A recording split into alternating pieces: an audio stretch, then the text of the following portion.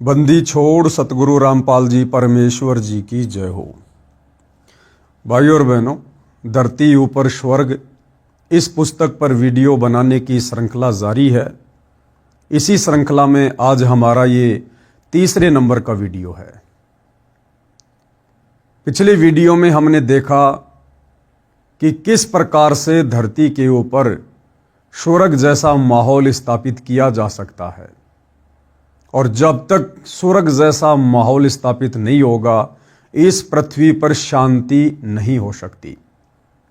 समय समय पर लाखों लोगों ने प्रयास किया लेकिन वे सफल नहीं हो पाए। लाखों राजाओं ने इस पृथ्वी पर राज्य किया।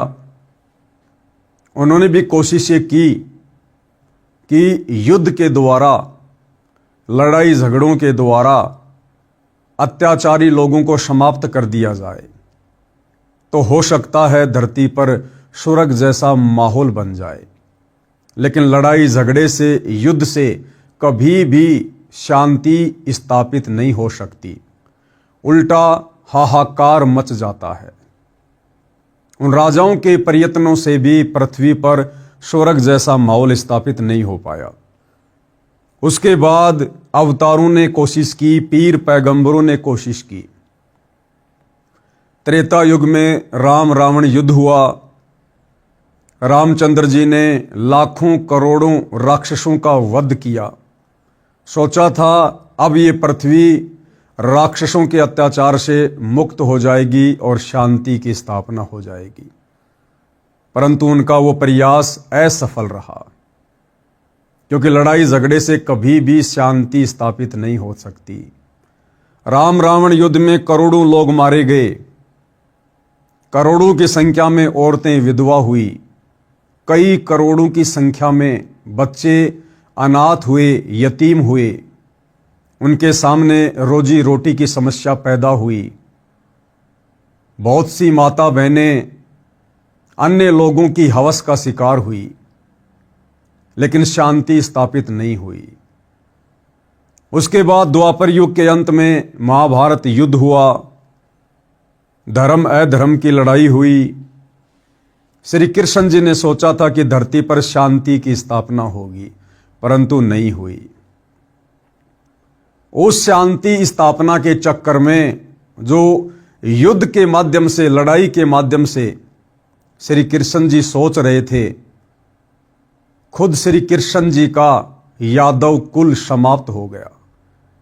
उनके खुद के बेटा बेटी, भाई बंधु, रिश्तेदार, पत्नियां, यहां तक कि खुद श्री कृष्ण जी भी समाप्त हो गए, परंतु शांति की स्थापना नहीं हो पाई। धरती पर स्वर्ग जैसा माहौल स्थापित नहीं हो पाया, क्योंकि लड़ाई झगड़ा, युद्ध शांति स्थापित करने का जरिया नहीं है। धरती पर स्वर्ग जैसा माहौल कब बनेगा, कैसे बनेगा? भाइयों और बहनों, इसकी जानकारी हमें ये पुस्तक दे रही है जिसका नाम है धरती ऊपर स्वर्ग।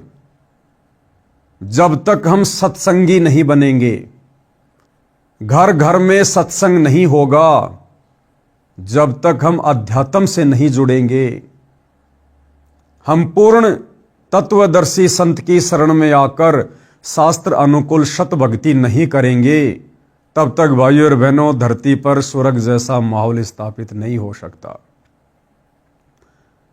सतयुग, त्रेता, द्वापर और कलयुग लगभग 5,500 वर्ष बीत चुका है। शांति की बजाय उल्टी अशांति पैदा होती जा रही है। लेकिन अब इस समय, जिसको भक्ति युग कहते हैं, कलयुग की बिचली पीढ़ी का समय, इस समय भाइयों और बहनों अध्यात्म के बलबूते पर, शास्त्र अनुकूल सत भक्ति के बलबूते पर, सतगुरु रामपाल जी के अथक प्रयासों से, उनके आशीर्वाद से अब ये धरती स्वर्ग समान बनेगी। अब इस धरती पर हजारों वर्षों के लिए सतयुग जैसा माहौल कायम होगा। भारत विश्व गुरु बनेगा, भारत धर्म गुरु बनेगा। घर घर में भक्ति होगी, घर घर में धार्मिक अनुष्ठान होंगे। इंसान नेक नीति और ईमानदारी से अपना जीवन यापन करेंगे। अब यह धरती स्वर्ग समान बनेगी। तो इस पुस्तक के ऊपर 2 वीडियो बन चुके हैं। आज हमारा 3रे नंबर का वीडियो है। आगे ये पुस्तक हमें क्या कुछ विशेष जानकारी दे रही है। धरती ऊपर स्वर्ग कैसे बना। हमारे नियम यानी सतगुरु रामपाल जी से उपदेश लेने के बाद उनके भक्तों के लिए जो आवश्यक नियम होते हैं, मर्यादाएं होती हैं, जिनका अंतिम श्वास तक पालन करना होता है, वो क्या कुछ है।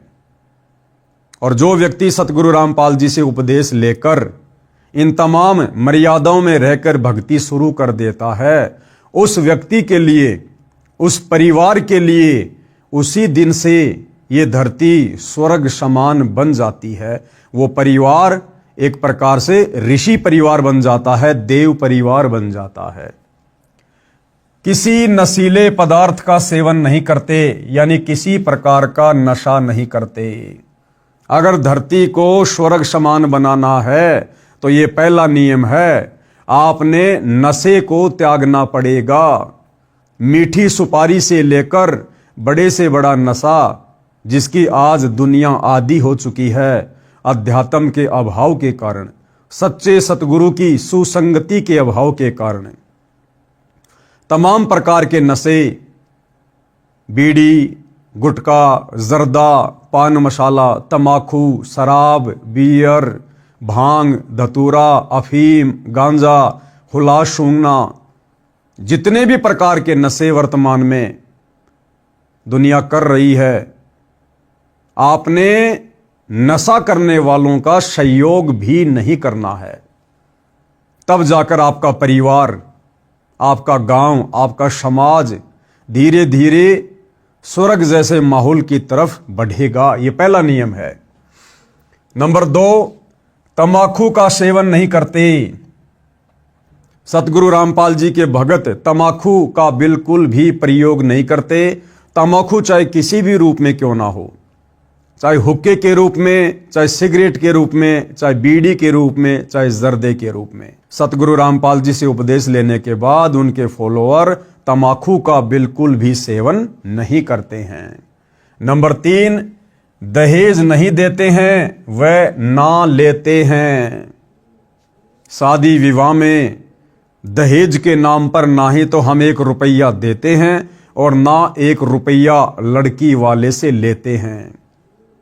ना दुनिया भर का पाखंड और आडंबर करते हैं जो सामाजिक परंपराओं के तहत की जाने वाले शादी विवाह में होता है, जैसे डीजे बजाना, बैंड बाजा बजाना, दुनिया भर के जेवर गहने बनवाना, पंडित को बुलवाना, घोड़ी पर चढ़कर जाना, बारातियों की भीड़ इकट्ठी कर देना, 56 प्रकार के आइटम तैयार कर देना। सतगुरु रामपाल जी के भगत सिंपल तरीके से, वैदिक विधि से मात्र 17 मिनट में बिना किसी दहेज के, बिना किसी खर्चे के, बिना किसी दिखावे के शादी को संपन्न कर लेते हैं। नंबर 4, विवाह में 1 पैसा भी खर्च नहीं करते हैं। नंबर 5, चोरी, ठगी, जारी यानी पर स्त्री गमन से डरते हैं। परमात्मा कहते हैं, पर नारी को देखिए बहन बेटी के भाव, कहे कबीर काम नाश का यही सहज उपाव। जिस प्रकार हम एक परिवार में रहते हैं, हमारी बहन होती है, हमारी माँ होती है, और हमारे अंदर हमारी बहन, बेटी या माँ के प्रति किसी प्रकार से कोई गंदी नजर नहीं होती है। इसी प्रकार यदि धरती पर स्वर्ग जैसा माहौल स्थापित करना है तो हमने पर स्त्री को उम्र के अनुसार बहन, बेटी या माँ की दृष्टि से देखना पड़ेगा। उनके साथ वैसा ही व्यवहार करना पड़ेगा, उनके प्रति वैसी सोच रखनी पड़ेगी जैसी हम अपने घर में अपनी बहन, बेटी और माँ के प्रति रखते हैं। तब धीरे धीरे पृथ्वी पर स्वर्ग जैसा माहौल स्थापित होगा। ना रिश्वत लेते हैं ना देते हैं, ना रिश्वत लेते हैं ना देते हैं, अर्थात ना ही तो गलत काम करेंगे और ना गलत कार्य करने में किसी को सहयोग देंगे। नंबर 6, परमात्मा का नाम जपते हैं। गीता अध्याय 16 श्लोक नंबर 23, उसमें गीता बोलने वाला भगवान कह रहा कि अर्जुन, शास्त्र विधि को त्याग कर मनमाना आचरण जो लोग करते हैं, यानी मनमानी भक्ति करते हैं, मनमाने नाम मंत्रों का जाप करते हैं, उनको किसी प्रकार से कोई सुख प्राप्त नहीं हो सकता, कोई रिद्धि सिद्धि की प्राप्ति नहीं हो सकती, उनका मोक्ष नहीं हो सकता। तो सतगुरु रामपाल जी से उपदेश लेने के बाद हम जितने भी उनके फॉलोअर हैं, हम शास्त्र विधि को त्याग कर मनमाना आचरण नहीं करते, बल्कि शास्त्र अनुकूल भक्ति और धर्म कर्म करते हैं, जिससे हमें शीघ्र उस भक्ति का लाभ मिलता है। नंबर 7, धार्मिक अनुष्ठान गुरु जी की आज्ञा में रहकर करते हैं। जितने भी धार्मिक अनुष्ठान हैं जो वर्तमान में पूरी दुनिया मनमुखी रूप से कर रही है, हमारे आचार्य शंकराचार्य धर्म गुरु भी मनमाने तरीके से अपने स्वार्थ के लिए, चंद पैसों के लिए धार्मिक अनुष्ठान शास्त्र विधि को त्याग कर करवा रहे हैं, जिसके चलते इंसान को वर्तमान भक्ति का, वर्तमान धार्मिक अनुष्ठानों का कोई लाभ प्राप्त नहीं होता है। लेकिन सतगुरु रामपाल जी के भक्ति मार्ग में आने के बाद हम शास्त्र अनुकूल धर्म कर्म ही करते हैं, जिससे हमें तुरंत लाभ मिलता है।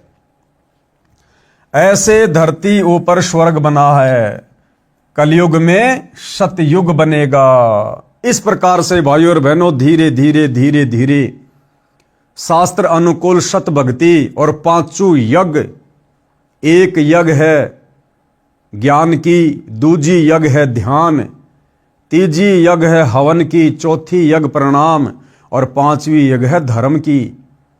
ये 5 यज्ञ वर्तमान में पूरी पृथ्वी पर केवल सतगुरु रामपाल जी के द्वारा अपने शिष्यों को प्रदान की जाती है। त्रिकाल संध्या पूरी पृथ्वी पर सतगुरु रामपाल जी के द्वारा केवल अपने शिष्यों को दी गई है, और इस विधि विधान अनुसार ये भक्ति इस पूरी पृथ्वी पर केवल सतगुरु रामपाल जी के भगत ही कर रहे हैं।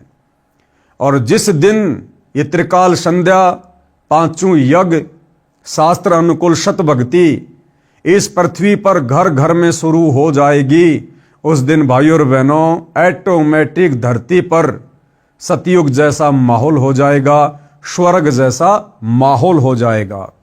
बाकी बातें बनाने से, सरकारों के द्वारा बड़े कड़े कड़े नियम लागू कर देने से, सख्ताई करने से कभी भी धरती के ऊपर स्वर्ग नहीं बन सकता। उल्टी अशांति होगी, हाहाकार मचेगा। सरकार यदि अपराध को रोकने का एक कड़ा कानून बनाएगी, अपराधी लोग 10 नए तरीके और अपराध को बढ़ाने के निकाल लेंगे। ये चूहा बिल्ली का खेल हमेशा बना रहेगा, कभी भी शांति स्थापित नहीं हो पाएगी। तो जितना जल्दी हो सके आप भाई बहन सतगुरु रामपाल जी के प्रवचन, उनके सत्संग जेब से मोबाइल निकालकर यूट्यूब पर देखना शुरू कीजिए। जब तक आप स्वयं नहीं बदलेंगे, आपके विचार नहीं बदलेंगे, जब तक आप खुद शास्त्र अनुकूल सत भक्ति पर नहीं लगेंगे, आपके बच्चे कैसे सुधरेंगे, आपका परिवार कैसे सुधरेगा। और जब आपके बच्चे सुधरेंगे, आपका परिवार सुधरेगा, तो आपको देखकर आपके आड़ोसी पाड़ोसी सुधरेंगे, पूरा गांव सुधरेगा। ऐसे ही एक दिन पूरी पृथ्वी पर यह स्वर्ग जैसा माहौल ऑटोमेटिक उत्पन्न होगा। आगे क्या कह रहे हैं? एक बुद्धिजीवी व्यक्ति ने हमारी व्यवस्था को ठीक से समझा तो बोला। यानी सतगुरु रामपाल जी कह रहे हैं कि एक पढ़ा लिखा बुद्धिजीवी व्यक्ति, उसने जब हमारे इस कबीर पंथ की मर्यादाओं को, नियमों को, भक्ति को अच्छे से समझा, तो उसके बाद उस व्यक्ति के क्या विचार थे। न तो तुम शराब पीते, ना बीड़ी सिगरेट हुक्का पीते, ना दहेज लेते ना देते, तुम जो कमाते हो वह सारी बचत है। जो संत रामपाल जी से दीक्षा ले लेता है उसके तो यूं समझो एक लड़का नौकरी लग गया, इतनी बचत हो जाती है। सही कहा उस व्यक्ति ने। आज हम दुखी क्यों हैं, परेशान क्यों हैं? 24 घंटे इंसान को टेंशन क्यों है? आवश्यकता से अधिक खर्चे, फालतू के खर्चे, व्यर्थ की परंपराओं के पचड़े, शादी आ जाती है, दुनिया भर का दिखावा, दुनिया भर का दहेज, बर्तन, कपड़े, गहने, दुनिया भर की टेंशन व्यर्थ की। उसके बाद नशे, कोई बीड़ी पीता है, कोई शराब पीता है, कोई मांस खाता है, दुनिया भर के खर्चे। लेकिन जब हम सतगुरु रामपाल जी की शरण में आ जाते हैं, उसके बाद हमें पता चलता है कि शास्त्र अनुकूल कर्म क्या है, शास्त्र अनुकूल धार्मिक और सामाजिक कर्म क्या हैं।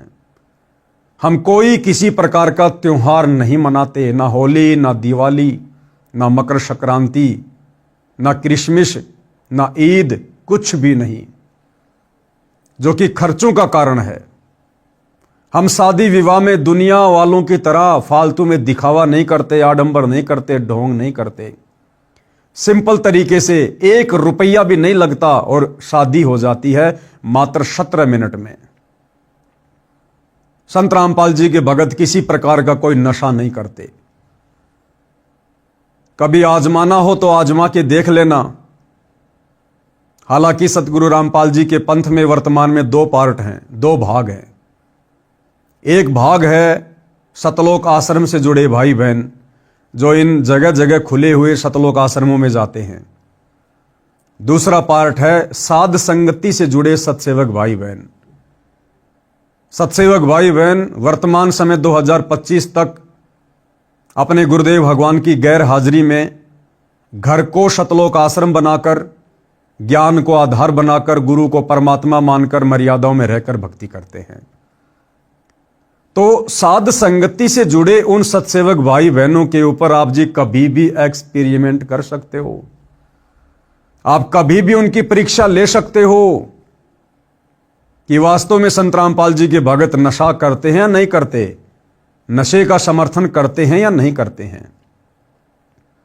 किसी भी साध संगति से जुड़े सतसेवक भाई बहन को अगर देश का प्रधानमंत्री भी आकर कहे कि भगत जी मुझे सिगरेट पीनी है, मेरे पास में माचिस नहीं है, आप मुझे माचिस दे दीजिए, वो भगत जो साध संगति से जुड़ा है वो उसी समय बड़े प्यार से, बड़ी आधीनी से प्रधानमंत्री जी से कहेगा कि प्रधानमंत्री जी आप हमारे घर पर आए, आपका स्वागत है, बैठिए, चाय पानी पीजिए। परंतु गलत कार्य में हमारे गुरुदेव के आदेश अनुसार हम आपका किसी प्रकार से कोई सहयोग नहीं करेंगे। आप यदि अपनी प्रधानमंत्री की कुर्सी भी हमें दे दें एक माचिस के बदले में, माचिस तो छोड़िए, हम आपको माचिस की एक सीख भी निकालकर बीड़ी पीने के लिए नहीं दे सकते। हां, आपको खाना बनाना है, दूध गर्म करना है, शौक से लीजिए, हम कर देंगे आपका दूध गर्म, नो प्रॉब्लम। परंतु बुराइयों में सहयोग के लिए हम आपका 1% भी सहयोग नहीं करेंगे। आप चाहे देश के प्रधानमंत्री हो, चाहे देवताओं के प्रधानमंत्री हो, हमारे लिए हमारे गुरुदेव भगवान के नियम सर्वोपरि हैं। हमारे गुरुदेव भगवान का भक्ति विधान सर्वोपरि है, जिस संविधान से पूरी सृष्टि चल रही है, हम उस संविधान को फॉलो करेंगे। और सतलोक आश्रमों से जुड़े भाई बहन, उनकी गारंटी हम इसलिए नहीं दे सकते क्योंकि वो लोग नशे का समर्थन करते हैं। कुछ दिन पहले मैंने एक वीडियो बनाया था हुक्के के ऊपर कि ये जितनी भी खाप पंचायतें हैं जो सतगुरु रामपाल जी की फोटो का सम्मान कर रही हैं, इन लोगों को हक नहीं है ये लोग सतगुरु रामपाल जी की फोटो को छुएं, क्योंकि ये सारे लोग तमाकू सेवन करते हैं, हुक्का पीते हैं, बीड़ी पीते हैं, शराब पीते हैं। और ऐसा व्यक्ति सतगुरु रामपाल जी की छवि को हाथ लगाने का अधिकारी नहीं है।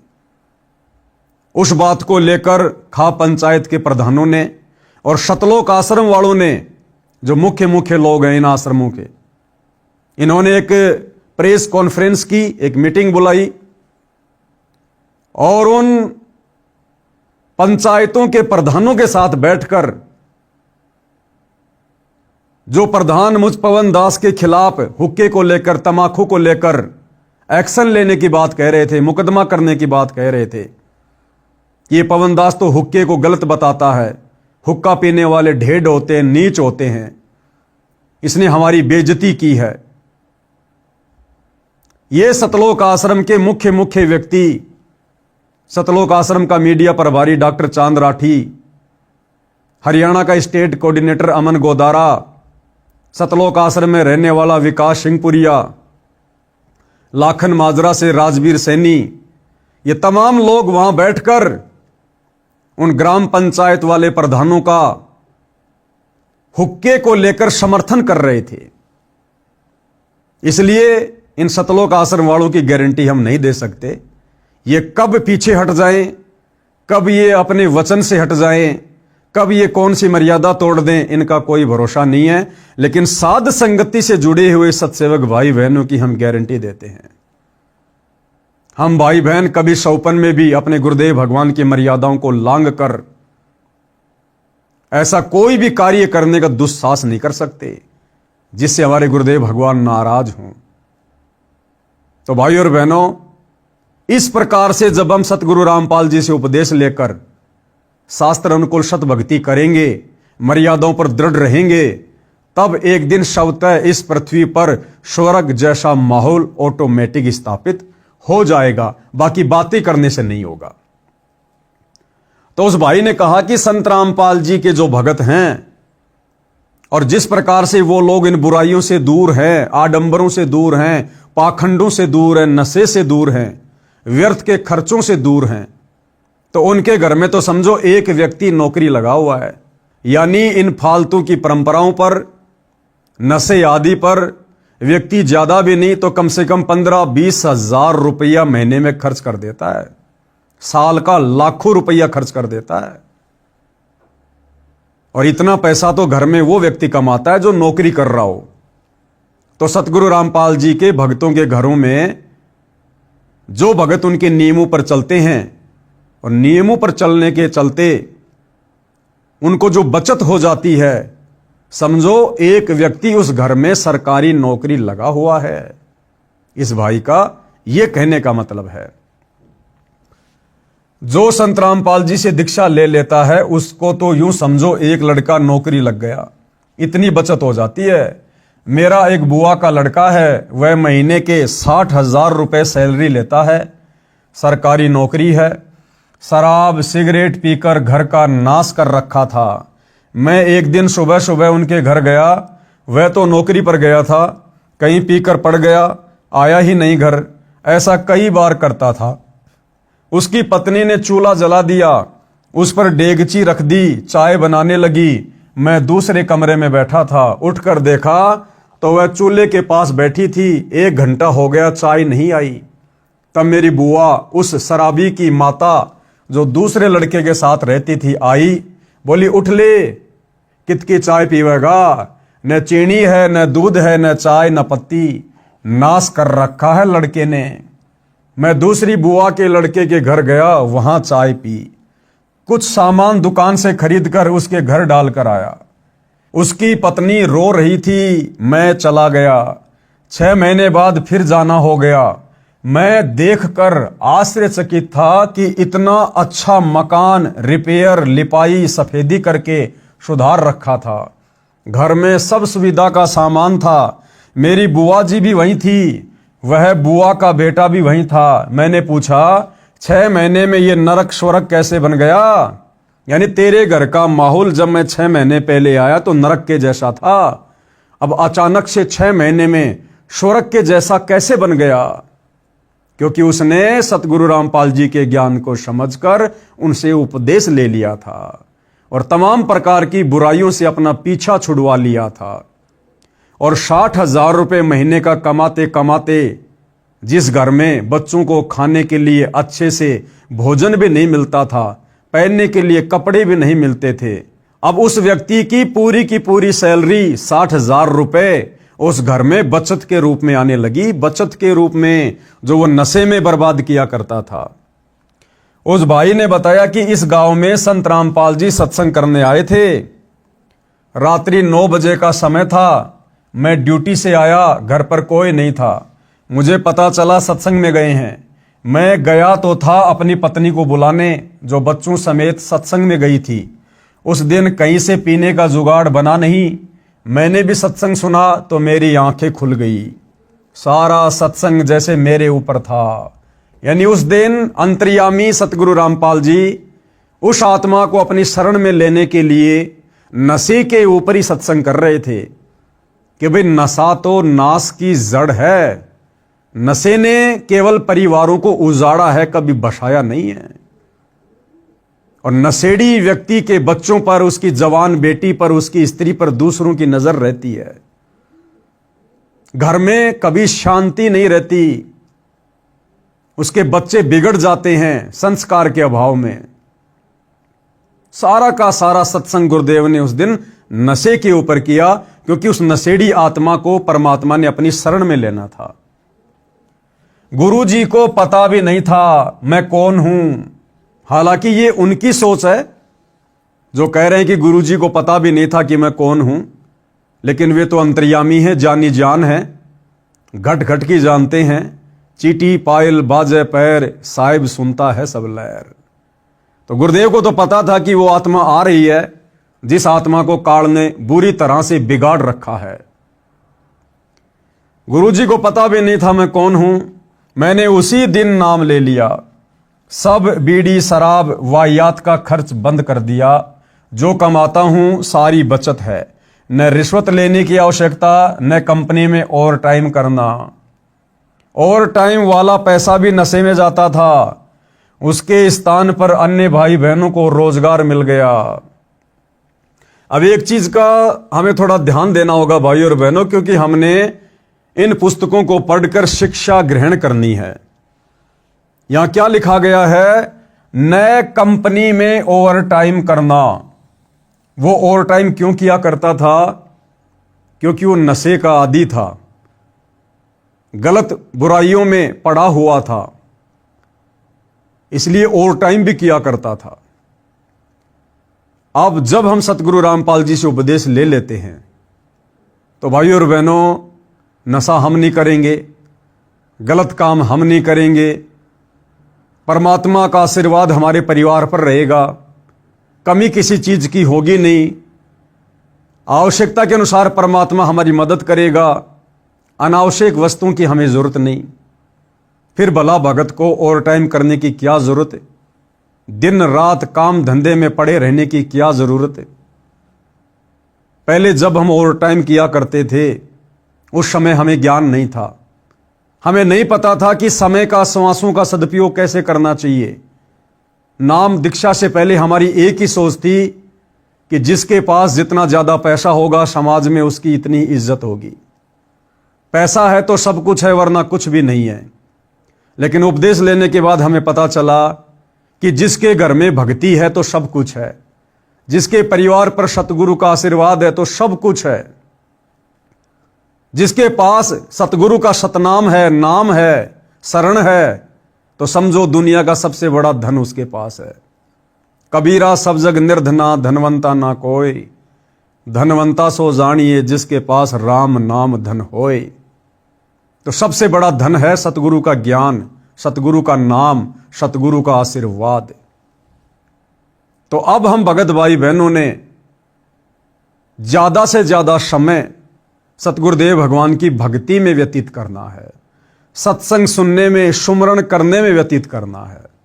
इसलिए नाम उपदेश लेने के बाद हमने ओवर टाइम करने की कोई आवश्यकता नहीं पड़नी चाहिए। वो ओवर टाइम का समय अब हम परमात्मा की भक्ति में, सुमरण करने में, या सत्संग में, या फिर सेवा करने में लगाएंगे, जिसका प्रतिफल हमें उस ओवर टाइम के बदौलत कई संख्यों गुणा ज्यादा मिलेगा परमेश्वर के दरबार में। क्योंकि नाम उपदेश लेने के बाद हमारा एक अकाउंट खुल जाता है, भक्ति वाला अकाउंट है। हम जो भी दान धर्म सुमरण सत्संग सुनते हैं, अच्छे कर्म करते हैं, धार्मिक अनुष्ठान करते हैं, हमारे भक्ति वाले खाते में वो हमारा भक्ति धन सूक्ष्म रूप में जमा होता रहता है। आप और हमें उसकी भनक भी नहीं है, लेकिन परमात्मा का सिस्टम ऑटोमेटिक है, ऑटोमेटिक सिस्टम है हमारा। जिस प्रकार हम किसी फैक्ट्री में काम करते हैं और हम जितना काम करेंगे, जितना ओवर टाइम करेंगे, या जिस दिन हम फैक्ट्री में नहीं आएंगे वो सारा का सारा जो कैलकुलेशन होता है ऑटोमेटिक जुड़कर और महीने में हमारी सैलरी बन जाती है और उसी हिसाब से फिर उसको महीने में सैलरी मिलती है। तो ये भक्ति रूपी अकाउंट जो सतगुरुदेव ने सूक्ष्म रूप से खोल रखा है, ये ऑटोमेटिक हम जैसा भी करेंगे, जैसे भी हमारे भाव होंगे, श्रद्धा होगी, दान धर्म की रुचि होगी, सत्संग सुनते हैं, सुमरण करते हैं, पांचों यज्ञ करते हैं, ऑटोमेटिक हमारा भक्ति धन सूक्ष्म अकाउंट में ऐड होता रहता है जो हमें दिखाई नहीं देता। जिस प्रकार एक मोबाइल से दूसरे मोबाइल में लाखों करोड़ों रुपया सेकंडों में ट्रांजैक्शन हो जाता है, लेकिन एक मोबाइल से दूसरे मोबाइल में जाते हुए वो पैसा नहीं दिखाई देता। इसी प्रकार जो भी हम भक्ति मार्ग पर करते हैं ऑटोमेटिक हमारी भक्ति वाले खाते में वो जमा होता रहता है। तो सतगुरु रामपाल जी के भक्तों ने उपदेश लेने के बाद ओवर टाइम के चक्कर में नहीं पड़ना चाहिए। ओवर टाइम वाला पैसा भी नशे में जाता था, उसके स्थान पर अन्य भाई बहनों को रोजगार मिल गया, ऋषि जैसा जीवन बन गया। मैं बोला कि खर्च करने की जगह ही नहीं बचती, सब बकवास छूट जाती है। मेरी बुआ के बेटे का घर नरक से स्वर्ग बना मेरी आंखों के सामने है। तो इस प्रकार से भाई और बहनों पृथ्वी का माहौल बदलता है और बदल रहा है। लड़ाई झगड़ों से, युद्ध से, मारकाट से, सख्त कानून बना देने से हम कभी भी धरती को स्वर्ग समान नहीं बना सकते। जब तक हमारी सोच नहीं बदलेगी, हमारे विचार नहीं बदलेंगे, जब तक हम पाप करने से नहीं डरेंगे, बुराइयों से नहीं डरेंगे, तब तक धरती स्वर्ग समान नहीं बन सकती। और ये सब कुछ होगा सत्संग सुनने से, सच्चे सतगुरु की शरण में आकर सत भक्ति करने से, उनके आशीर्वाद से सब कुछ परिवर्तन होगा। केवल कड़े कड़े नियम बना देने से, सरकारों के द्वारा शक्ति कर देने से कभी भी पृथ्वी पर स्वर्ग जैसा माहौल नहीं बनता। प्रश्न फिर आगे किसी ने प्रश्न किया, आप श्रृंगार करना भी बंद करते हो?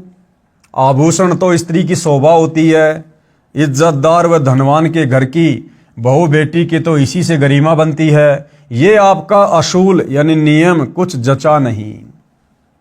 क्या सवाल किया कि जी आपके मार्ग में, आपके पंथ में जो भगत उपदेश ले लेता है, उसके बाद आपके नियम अनुसार वो माता बहनें सोने चांदी के या आर्टिफिशियल नकली किसी प्रकार के गहने नहीं पहनती हैं। जो पुरुष भगत होते हैं वो कोई भी सोने चांदी की चैन या सोने चांदी की अंगूठी वगैरह कुछ नहीं पहनते हैं, ना कोई तड़कीले भड़कीले छोटे छाटे कपड़े पहनते हैं, ना कोई जींस वगैरह पहनते हैं, ना कोई टाइट टी शर्ट पहनते हैं।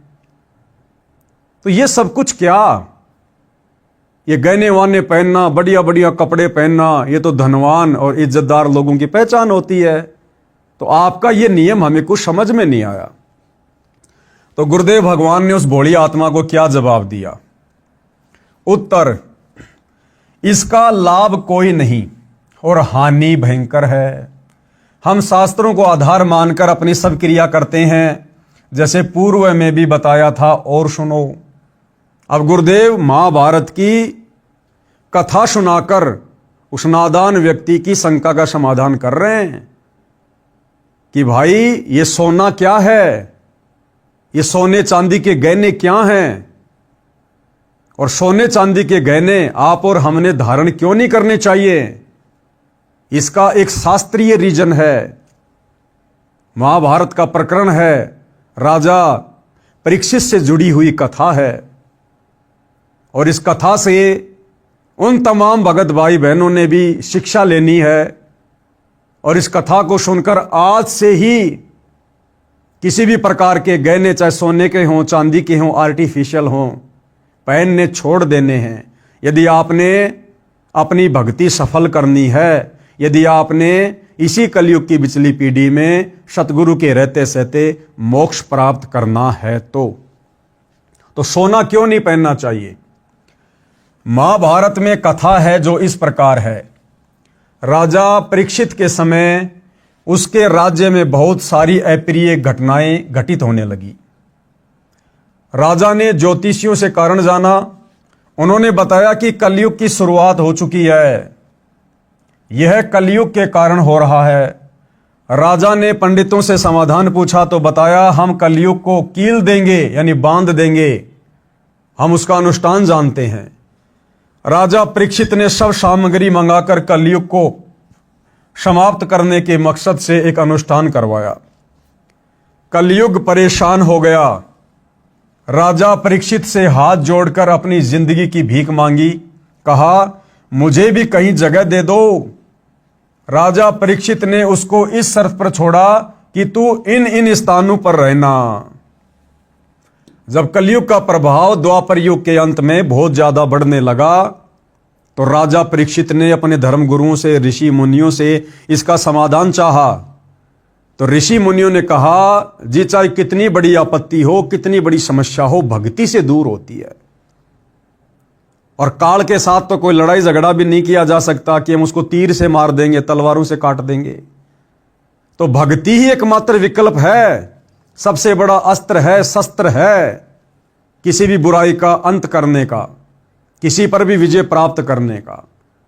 तो ऋषि मुनियों ने कहा कि महाराज जी धार्मिक अनुष्ठान करवाओ, धार्मिक अनुष्ठान से वो काल बंध जाएगा, विवश हो जाएगा, निष्क्रिय हो जाएगा। और राजा परीक्षित ने ऐसा ही किया, धर्म कर्म बहुत तेज कर दिया, सबसे करवाना शुरू करवा दिया।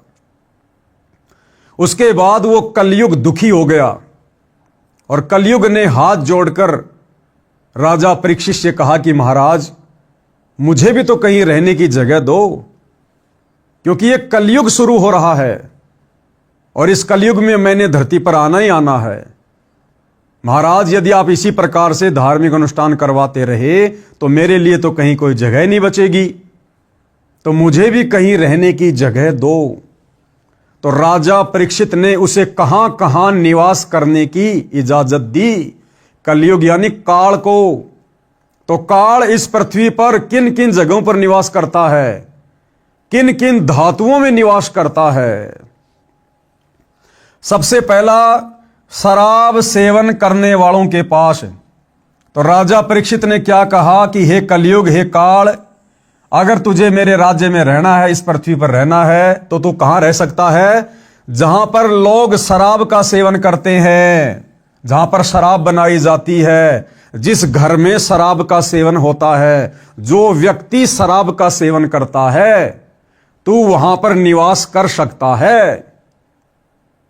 तो भाई और बहनों, जिस परिवार में कोई व्यक्ति शराब पीता है या शराब का ठेका है, शराब की फैक्ट्री है, वहां पर साक्षात काल बैठा हुआ। काल कभी भी कोई भी अप्रिय घटना उन जगहों पर घटित हो सकती है, क्योंकि शराब पीने के बाद इंसान मति भ्रष्ट हो जाता है, राक्षस हो जाता है इंसान। परमात्मा कहते हैं, मांस खाए वो ढेढ़ सब और मद पीवे सो नीच। मद यानी शराब, शराब पीने वाला नीच होता है। मांस खाए वो ढेढ़ सब और मद पीवे सो नीच, और कुल की दुर्मति पर हरे भाई राम कहे सो ऊंच। तो सबसे पहले काल कहां निवास करता है? शराब सेवन करने वालों के पास। इसलिए सतगुरु रामपाल जी का नियम है कि उनसे उपदेश लेने के बाद उनका कोई भी भगत खुद तो शराब पिएगा नहीं, शराब पीने वालों का सहयोग भी नहीं करेगा। ना शराब के लिए पैसा देना, ना किसी को शराब खरीद कर लाकर देना। ये नियम है सतगुरु रामपाल जी का। नंबर 2, जहां पर काल निवास करता है, स्वर्ण यानी गोल्ड यानी सोना। सोने में काल का निवास है। राजा परीक्षित ने कहा कि आप सोने में भी निवास कर सकते हो, आप गोल्ड में निवास कर सकते हो। तो सोने में किसका वास है? काल का। और काल भाई और बहनों कभी भी सद्बुद्धि नहीं आने देता। तो सतगुरु रामपाल जी के मार्ग में या अन्य जगत वाले भाई बहन माताएं, अगर उनके घर में सोना है, अगर वे सोने चांदी के आभूषण पहनती हैं, उनको कभी भी सद्बुद्धि नहीं आ सकती। अगर जगत वाला है तो कभी भी उसको सद्बुद्धि नहीं आएगी, उल्टे काम ही करेगा। और यदि सतगुरु रामपाल जी से उपदेश लेने के बाद कोई सोना चांदी पहनता है, अपने घर में रखता है, तो समझो अभी उसके घर में परमात्मा का वास नहीं है। भगत होने के बावजूद उसके घर में अभी काल का वास है, काल का वास। तो जहां सोना होता है या जो भाई बहन सोना पहनते हैं, वहां पर काल का वास है। और सतगुरु रामपाल जी ने अपने भक्तों को सख्त हिदायत दी हुई है कि सोना पहनना तो दूर, सोने को तो घर में भी नहीं रखना चाहिए। एक छोटा सा सत्संग आपको सतगुरु रामपाल जी के मुख कमल से सुना देते हैं, सुनिएगा। भक्ति बिना क्या होते हैं ये भरम रहा संसारे, रति कंचन पाया नहीं रावण चलती बार। ओह, सर्व सोने की लंका थी, किसा को बद्दी था करके भक्ति सिद्धि प्राप्त रिद्धि प्राप्त करके, और सोने की लंका जैसे हम गारा की ईंट पका के और मकान बनाते हैं, वो सोने की ईंट बना के, छोटी छोटी ईंटें होती थी पहले, और उनसे सोने ही की वो गारा बना के और महल बनवा रखे थे उसने। इतना धनी था। और आप दौरे मुश्किल से 50-20 ग्राम 20 तोले सोना होगा थर दौरे, बड़ा बड़ा सेठ होगा जिस पर 20-30-40 तोले सोना हो गया। कहते वो रति नहीं लेके गए, ग्राम भी नहीं ले जा सका, तुम कहां ले जा सकोगे और के कला तोड़ दोगे 40 तोले सोने में। ये तो खाम खागा सर दर्द है। सोना तो घर में बना रखना चाहिए आपने, और ना इसको पहनना चाहिए। क्या फायदा कान में डाल लिया, कान नाक में डाल लिया, 36 पंगे कड़े बना लिए। परमात्मा ने इतना सुंदर शरीर दे रखे, इस पर आडंबर करने की कतई जरूरत नहीं। इसे भगवान रुष्ट होता है। भगवान की भक्ति करें, चाहे किसा भी शरीर है, काला है, गोरा है, जैसा भी मालिक ने दिया है, इसमें हम परमात्मा पा सकते हैं। इस काया का गर्व ना करियो के काला के गोरा रे, और बिना भजन कुछ काम नहीं आवे, चाहे एतर छड़को चारों हो रे। तो पुणात्मा धीरे धीरे, क्योंकि हम इतने इस सामाजिक माहौल में हम इतने गहरे चले गए कि वहां से वापस आना अपनी पटरी पे हमारे लिए कठिन हो रहा है। हम दलदल में धस गए। लेकिन परमात्मा का सहारा आपको एक क्रेन का काम करेगा। तो भाइयों और बहनों, ये नियम है गुरुदेव भगवान का, क्योंकि सारे के सारे नियम फॉर्म पर लिखकर, पुस्तक में लिखकर भगत को नहीं दिए जा सकते। नाम दीक्षा के समय हमें जो नियम बताए जाते हैं, जो मर्यादा बताई जाती है, वो केवल शुरुआती हैं। अगर सारे नियम बता दिए जाएं, हम भक्ति भी ना करें। इसलिए हमारी छोटी बुद्धि को देखते हुए सतगुरु ने केवल भक्ति को शुरू करवाने के लिए छोटे मोटे नियम ही हमें दिए फॉर्म पर लिखकर। फिर सतगुरु ने बताया कि बच्चों, जब तुम सत्संग सुनोगे, सत्संग के माध्यम से फिर तुम्हें नियम और मर्यादाओं का पता चलेगा, और जब तुम तमाम प्रकार की नियम और मर्यादाओं को निभाओगे, तब तुम्हारी भक्ति सही प्रकार से सफल होगी। तो सतगुरु रामपाल जी के भक्तों ने यदि सफल करनी है भक्ति और प्राप्त करना है मोक्ष, तो भाई सोना चांदी पहनना तो दूर, सोना चांदी भगत के घर में भी नहीं रहना चाहिए।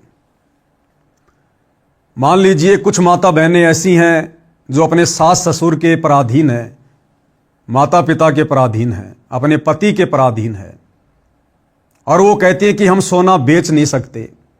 कोई बात नहीं, अगर आपके घर के मुखिया, आपके सास ससुर, आपके पति अगर सोना बेचने नहीं देते हैं, तो कम से कम आपने तो सोना पहनना छोड़ना ही पड़ेगा।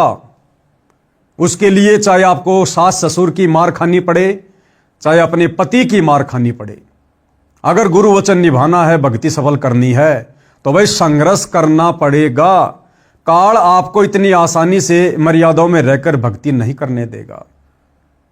यदि आप सोना बेच नहीं सकती हैं, तो आपने सोने को पहनना छोड़ना पड़ेगा। और यदि आप परिवार की मुखिया हैं, आपके ऊपर किसी का कोई दबाव नहीं है, कोई प्रेशर नहीं है, तो ऐसे में ना आपने सोना पहनना है और ना आपने सोना अपने घर में रखना है।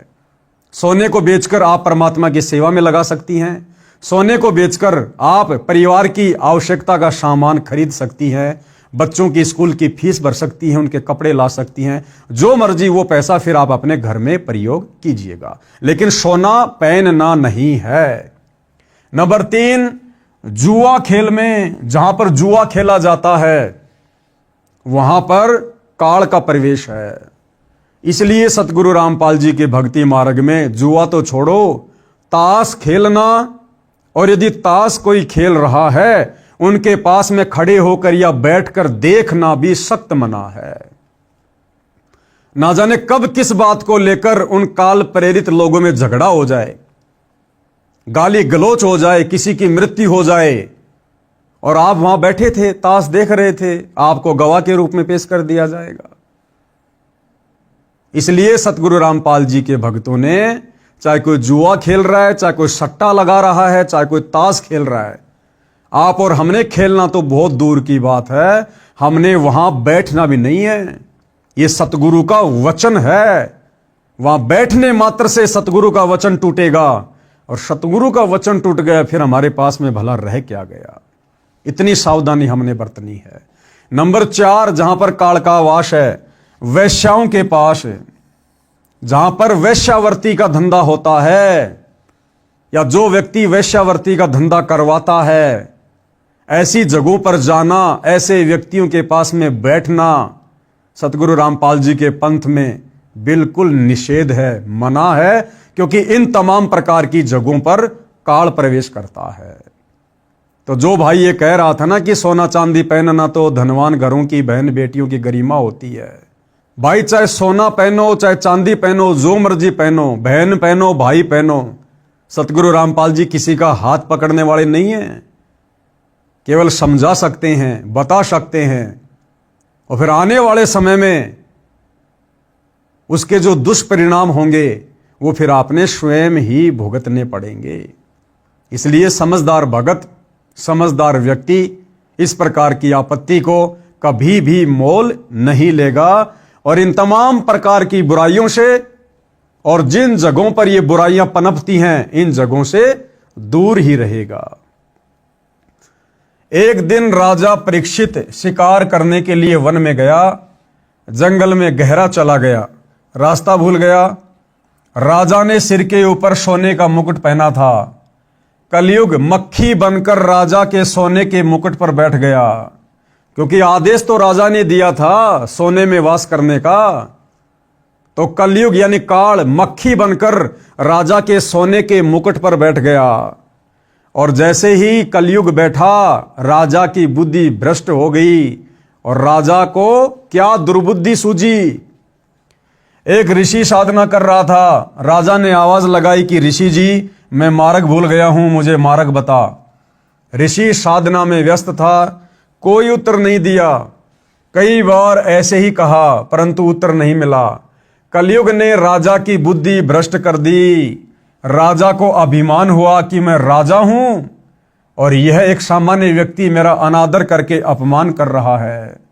अहंकार व्याप्त हो गया राजा परीक्षित में, जबकि राजा परीक्षित तो ऋषि मुनियों का, साधु संतों का बहुत ज्यादा आदर सत्कार किया करते थे, परंतु सोने के मुकुट में काल बैठ गया। चाहे सोने का मुकुट हो, चाहे सोने चांदी की अंगूठी हो, चाहे चैन हो, चाहे नाक का कांटा हो, चाहे कान की बाली हो, कुछ भी हो, चाहे 1 ग्राम हो, चाहे 1 किलो का मुकुट हो, सोना सोना ही है, चांदी चांदी ही है। आभूषण हमने धारण करने ही नहीं है। कलयुग के प्रभाववश होकर राजा ने एक मरा हुआ सर्प, जो उसने ऋषि की कुटिया की ओर आते समय कुटिया से थोड़ी दूरी पर देखा था, उसे तीर में टांग कर लाया, ऋषि जी के गले में मरा हुआ सांप डाल दिया और चला गया। उस ऋषि के बच्चे को, जो खेलने दूर ऋषि बच्चों के साथ गया हुआ था, बताया कि आपके पिताजी के गले में राजा परीक्षित ने मरा हुआ सांप डाला है। लड़का कुटिया पर आया और पिता के गले से सर्प उतारा और राजा परीक्षित को श्राप दे दिया कि राजा परीक्षित, तेरे को आज से 7 दिन बाद तक्षक सर्प डसेगा, तेरी मृत्यु हो जाए। 7 दिन के बाद राजा परीक्षित को तक्षक सर्प ने डसा और मृत्यु हो गई। इससे स्पष्ट है कि जिसके घर में वह शरीर पर सोना है उस पर कलयुग का दुष्प्रभाव रहता है, जो परेशानी का कारण बनता है। अब भाइयों और बहनों, ये कथाएं सतगुरु रामपाल जी महाराज कोई 1-2 वर्ष से नहीं सुना रहे। इस प्रकार की पुस्तकें लिख लिख कर समाज को और भगत समाज को शिक्षाएं 1 या 2 वर्षों से नहीं दे रहे। सन 1994 से सतगुरु रामपाल जी अपने भक्तों को इन कथाओं के माध्यम से ये शिक्षा देते आ रहे हैं कि बच्चों, आपने सोने चांदी के आभूषण धारण नहीं करने, सोना चांदी आपने घर में भी नहीं रखना है। लेकिन भाइयों और बहनों, बड़ी विडंबना की बात है, सैकड़ों किलोमीटर दूर से जो लोग संत रामपाल जी के सत्संग सुनने आते हैं, उन्होंने अपने गुरु के ज्ञान को आधार बनाकर सोने चांदी को घर से निकाल फेंका, अपने शरीर से सोना चांदी उतार दिया है। परंतु सतगुरु रामपाल जी का कलयुगी परिवार, उनकी कलयुगी धर्मपत्नी अनारो देवी, संत रामपाल जी की कलयुगी बेटी मंजू देवी और मंजू देवी की बेटियां आज भी सोने चांदी के आभूषण अपने शरीर पर धारण करती हैं 2025 तक। जबकि साध संगति से जुड़े हुए सत्सेवक भाई बहन इस बुराई को कब से छोड़ चुके हैं। शुरुआत में संघर्ष करना पड़ा, अपने पति की मार खानी पड़ी, सास ससुर की डांट खानी पड़ी, लेकिन उन आत्माओं ने गुरु वचन को सर्वोपरि रखा और उन आत्माओं ने जो साध संगति से जुड़ी हुई हैं, उन माता बहनों ने आज अपने शरीर से सोना चांदी दूर फेंक दिया है। परंतु सतगुरु रामपाल जी का परिवार आज वर्तमान 2025 तक भी इस काल को, इस कलयुग को अपने शरीर पर धारण किए बैठा है। अब जब सतगुरु रामपाल जी का परिवार ही सोना चांदी नहीं छोड़ रहा, पहनना नहीं छोड़ रहा, तो बाकी संगत को ये लोग किस मुंह से बोल सकते हैं। और संगत तो हमेशा भेड़ चाल में चलती है, तो सतलोक आश्रमों से जुड़ी हुई संगत भी ज्यादातर आज भी सोना चांदी अपने शरीर पर धारण करती है। इसलिए मैंने पहले कहा था कि मैं केवल अपने सत्सेवक भाई बहनों की गारंटी दे सकता हूं नियम और मर्यादाओं को लेकर, लेकिन सतलोक आश्रमों से जुड़े हुए भाई बहनों की गारंटी नहीं दी जा सकती। अन्य हानि सोने की, फिर गुरुदेव भगवान बता रहे हैं कि सोना पहनने से अन्य और क्या क्या हानि हो सकती है। नंबर 1, चोरी का भय, हमेशा डर बना रहेगा, कभी चोर गहने चुरा ना ले जाए। माता बहन कहीं यात्रा कर रही हैं, बस या ट्रेन की खिड़की के पास बैठी हैं, उनके कान में बड़े बड़े सोने के कुंडल हैं, अचानक से कोई मनचला व्यक्ति खिड़की में हाथ देकर उंगली फंसाकर उस सोने या चांदी के बाले में खींच लेता है। वो सोना तो गया सो गया, उस माता बहन का कान भी कट गया। या कोई चोरी कर ले जाए, सोने चांदी के लिए कोई व्यक्ति मर्डर भी कर दे। आए दिन हम लोग अखबार में देखते हैं। कुछ दिन पहले सोशल मीडिया पर देखा, एक औरत मजदूरी करने जाती थी, शायद राजस्थान से थी, उसके पैरों में चांदी के मोटे मोटे कड़े थे, क्योंकि राजस्थान में माता बहनें पुराने समय से चांदी के मोटे मोटे कड़े पहनती हैं। तो किसी व्यक्ति ने, क्योंकि कलयुग है भाइयों और बहनों, ज्यादातर को हराम की खाने की आदत है, उस माई के दोनों पैर काट दिए उस चांदी के कड़ों के लिए। वो बेचारी लहू लुहान पड़ी हुई है। तो गुरुदेव भगवान कहते हैं कि चोरी का भय और मौत का भी भय। समाचार पत्रों में पढ़ते हैं, एक बहन सोने की मोटी चैन गले में पहने हुए थी, उसमें एक मोटा पिंडल लगा था, शहर से घर की ओर लौट रही थी। 2 व्यक्ति एक मोटरसाइकिल पर आए, एक ने चैन को पकड़कर झपट्टा मारा, मोटी चैन थी, टूटी नहीं, गर्दन में गड़ गई, जख्म हो गया। दूसरे ने कहा कि ले चाकू, गर्दन काट दे। ये सुनकर उस बहन ने हाथ जोड़कर जीवन की भीख मांगी, चैन निकाल कर दे दी और वो भाग गए। बहन मूर्छित होकर गिर गई। लोग इकट्ठे हो गए, अस्पताल में ले गए, इलाज करवाया, पुलिस बुलाई। जब वह बहन होश में आई तो चिल्लाई कि मारो मत मुझे, चैन निकाल लो। यानी उस समय तक भी वो सदमे में थी। जब होश में आई तो उसको लगा कि वो चैन छीनने वाले खड़े हैं। फिर अचेत हो गई। जब ठीक हुई तब सारी घटना बताई। कर लो दिखावा। बताओ ऐसी घटिया चीज का क्या दिखावा करें जिसको पहनने के चलते हमारी जान पर बनाए। इसलिए सतगुरु रामपाल जी अपने भक्तों को मना करते हैं कि भाई अगर आपने भक्ति करनी है, अगर आपने भगत बनकर रहना है तो आपने इस प्रकार की बकवादों से दूर होना पड़ेगा। हमें साधु की परिभाषा बताई गुरुदेव ने। साधु सोही जो सीधा चाल है, सिंपल तरीके से रहना, कोई मान बढ़ाई नहीं, कोई दिखावा नहीं, कोई अहंकार नहीं। अब माता बहनें सोना पहन लेती हैं, कई भाई मोटी मोटी सोने की चैन पहन लेंगे, अंगूठियां पहन लेंगे कई सोने चांदी की। अब बताओ सोना चांदी कोई दूध दे रहा है क्या? केवल दिखावा। ये दिखावा मान बढ़ाई को पैदा करेगा, ये दिखावा अहंकार को पैदा करेगा। और जिस भगत के अंदर मान बढ़ाई है, अहंकार है, दिखावे वाली सोच है, उस भगत के निकट भगवान 1% भी नहीं है। वो भगत अभी भक्ति के निकट भी नहीं है। तो भाई या तो दिखावा कर लो या भक्ति कर लो, दो नावों में सवारी नहीं चल सकती। सोना जिसे धनवानों की बहु बेटियों की गरिमा बताकर नरक ढोते हैं, वही जान का झाड़ बन गई। गरिमा सड़क किनारे अचेत मिट्टी में पड़ी थी। वो बहन, वो बेटी जिसकी सोने की चैन झपट्टा मारने के कारण गले में जख्म हो गया था, कह रहे थे ना कि ये तो धनवान घरों की बहन बेटियों की गरिमा है। तो गुरुदेव कहते हैं वो गरिमा अब रोड के किनारे मिट्टी में अचेत होके पड़ी हुई है। आदमी उठाकर अस्पताल में ले गए, नहीं तो गर्दन से रक्त निकलता रहता और मर जाती। 30 वर्ष के आसपास आयु की बहन कानों में मोटे मोटे छल्ले बाले पहने हुए थी। वे थे तो नकली परंतु असली लग रहे थे। वह ट्रेन के इंतजार में स्टेशन पर खड़ी थी। 2 झपट्टा मारों की नजर उस पर पड़ी थी। जब रेलगाड़ी आई, गाड़ी में चढ़ने वालों की भीड़ बन गई।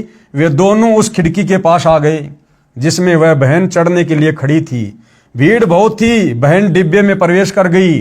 सीढ़ियों तक डिब्बा भरा था। गाड़ी 2 मिनट में चल पड़ी। उन दुष्टों ने एक एक कान का छल्ला पकड़ा, झपट्टा मारा, कान फट गए। दोनों ट्रेन से कूद गए। गाड़ी ने स्पीड पकड़ी ही थी। वह बहन चिल्लाई, तब तक ट्रेन दूर जा चुकी थी। डिब्बे के व्यक्तियों ने गाड़ी की चैन खींची। लुटेरे तो जा चुके थे। उस बहन को अस्पताल में ले जाया गया, इलाज करवाया।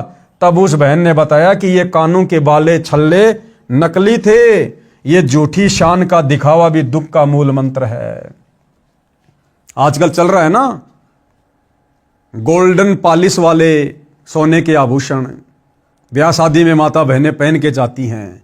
यानी जिनके घरों में सोना नहीं होता है, जिन माता बहनों के पास सोने के आभूषण नहीं होते, वो आर्टिफिशियल सोने के आभूषण पहनती हैं जिन पर सोने जैसी पॉलिश की गई होती है। क्या है वो? दिखावा, झूठी मान बढ़ाई। अब इस दिखावे के चक्कर में वो कान के मोटे मोटे बाले जिन पर गोल्डन पॉलिश की हुई थी, उस बहन के लिए जान की आफत बन गए। अरे वो बाड़े कितने के होंगे? 100-200 रुपए के, और बहन के कान फट गए और इलाज करवाने में कई हजार रुपए उसने बर्बाद कर दिए होंगे। और जो पीड़ा सही, जो दुख सहा, वो अलग है। सिर्फ दिखावे के चक्कर में।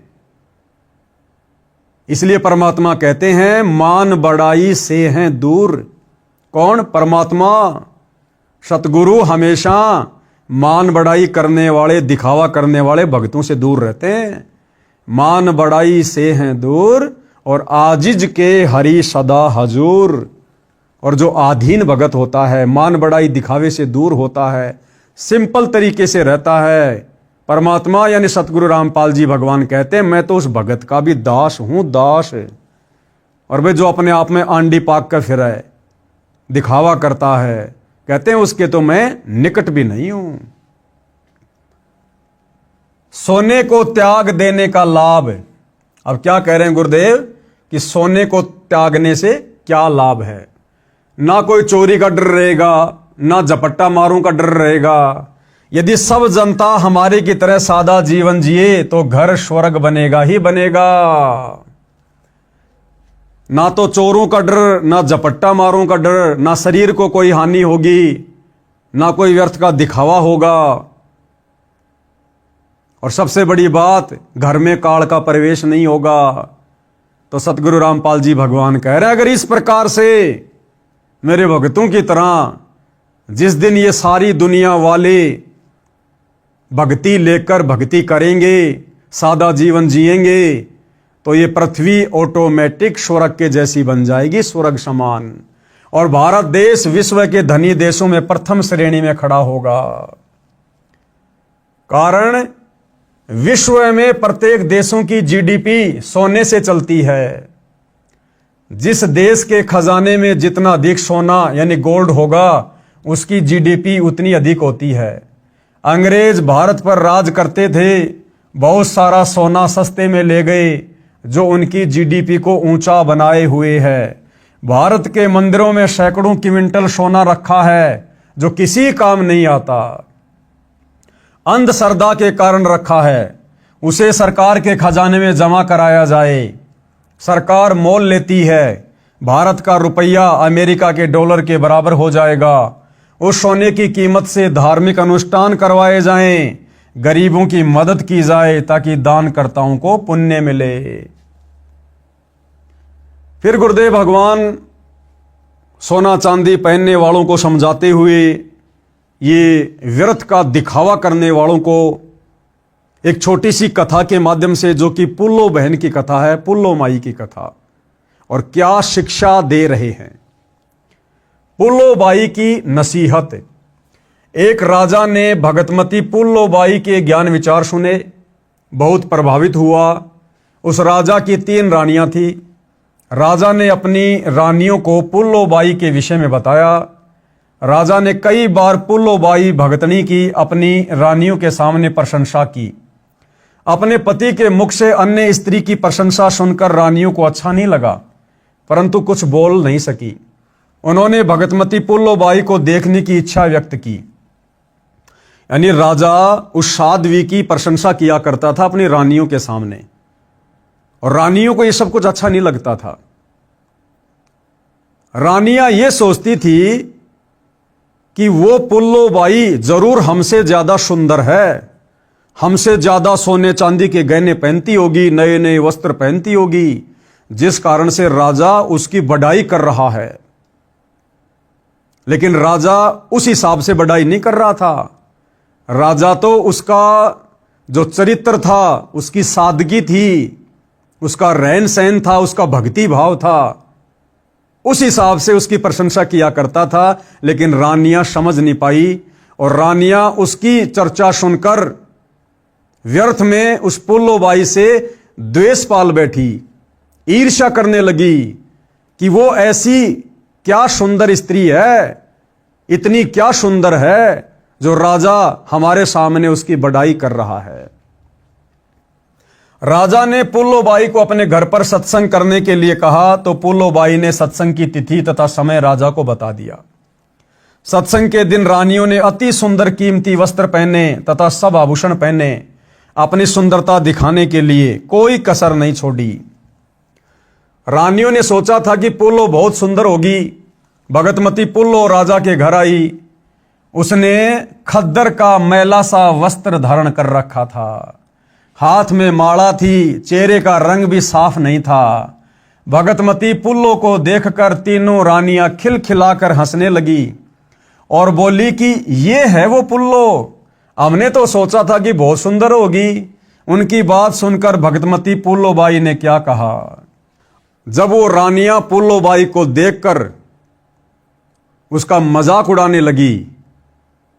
तो पुल्लो बाई ने क्या कहा, भाई गहना बादा तन की शोभा, यो तन काचो बांडो, और बिना भजन के कुतिया बनोगी, वरना राम भजलो रांडो। क्या कहा, वस्त्र आभूषण तन की शोभा, कि ये जो सोने चांदी के गहने वगैरह तुमने पहन रखे ना, दुनिया भर के तड़कीले भड़कीले जो कपड़े पहन रखे ना, ये केवल तुम्हारे शरीर की सुंदरता और शोभा तक सीमित हैं। आत्मा का इनसे कोई लेना देना नहीं है।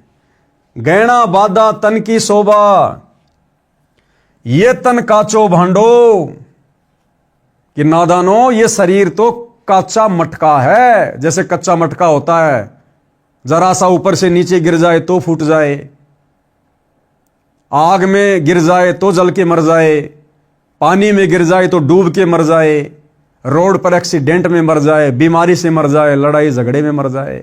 तो संतों ने इस शरीर को, जो हाड़मास का पुतला है, इसको कच्चे मटके की संज्ञा दी है। वस्त्र आभूषण तन की शोभा, ये तन काचो भांडो, और भक्ति बिना बनोगी कुतिया, राम भजो न रांडो।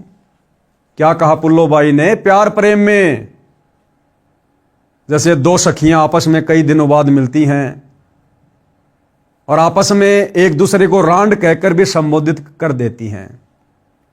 गांव में होता है भाई और बहनों, हम जब छोटे छोटे थे तो हमारी जो बड़ी बड़ी जो बहनें होती थी, आड़ोस पड़ोस वाली होती थी, तो कई बार कोई ससुराल से आती थी, गांव की लड़की से मिलती थी, भैंसों का गोबर डालने जाती थी या कुएं से पानी लेकर आती थी, रास्ते में मिलती थी, तो प्यार प्रेम में बातें किया करती थी कि हे रांड, अब की बार तो तू बहुत दिन बाद आई, तुझे तो हमारी याद ही नहीं आती, ससुराल में जाके रम गई।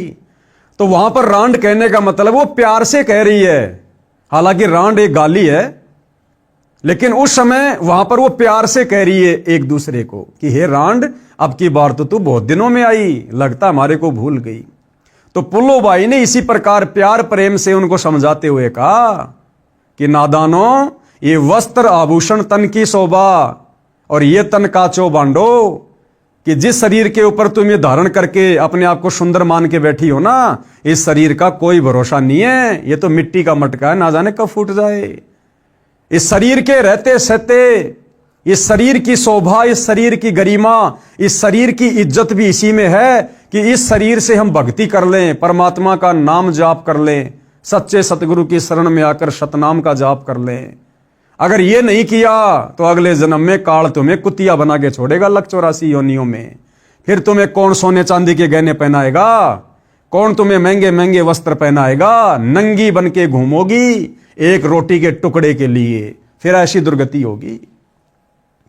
वस्त्र आभूषण तन की शोभा, ये तन काचो भांडो, भक्ति बिना बनोगी कुतिया, राम भजलो रांडो। भावार्थ, सुंदर वस्त्र तथा आभूषण शरीर की शोभा बढ़ाते हैं, ये शरीर तो नाशवान है।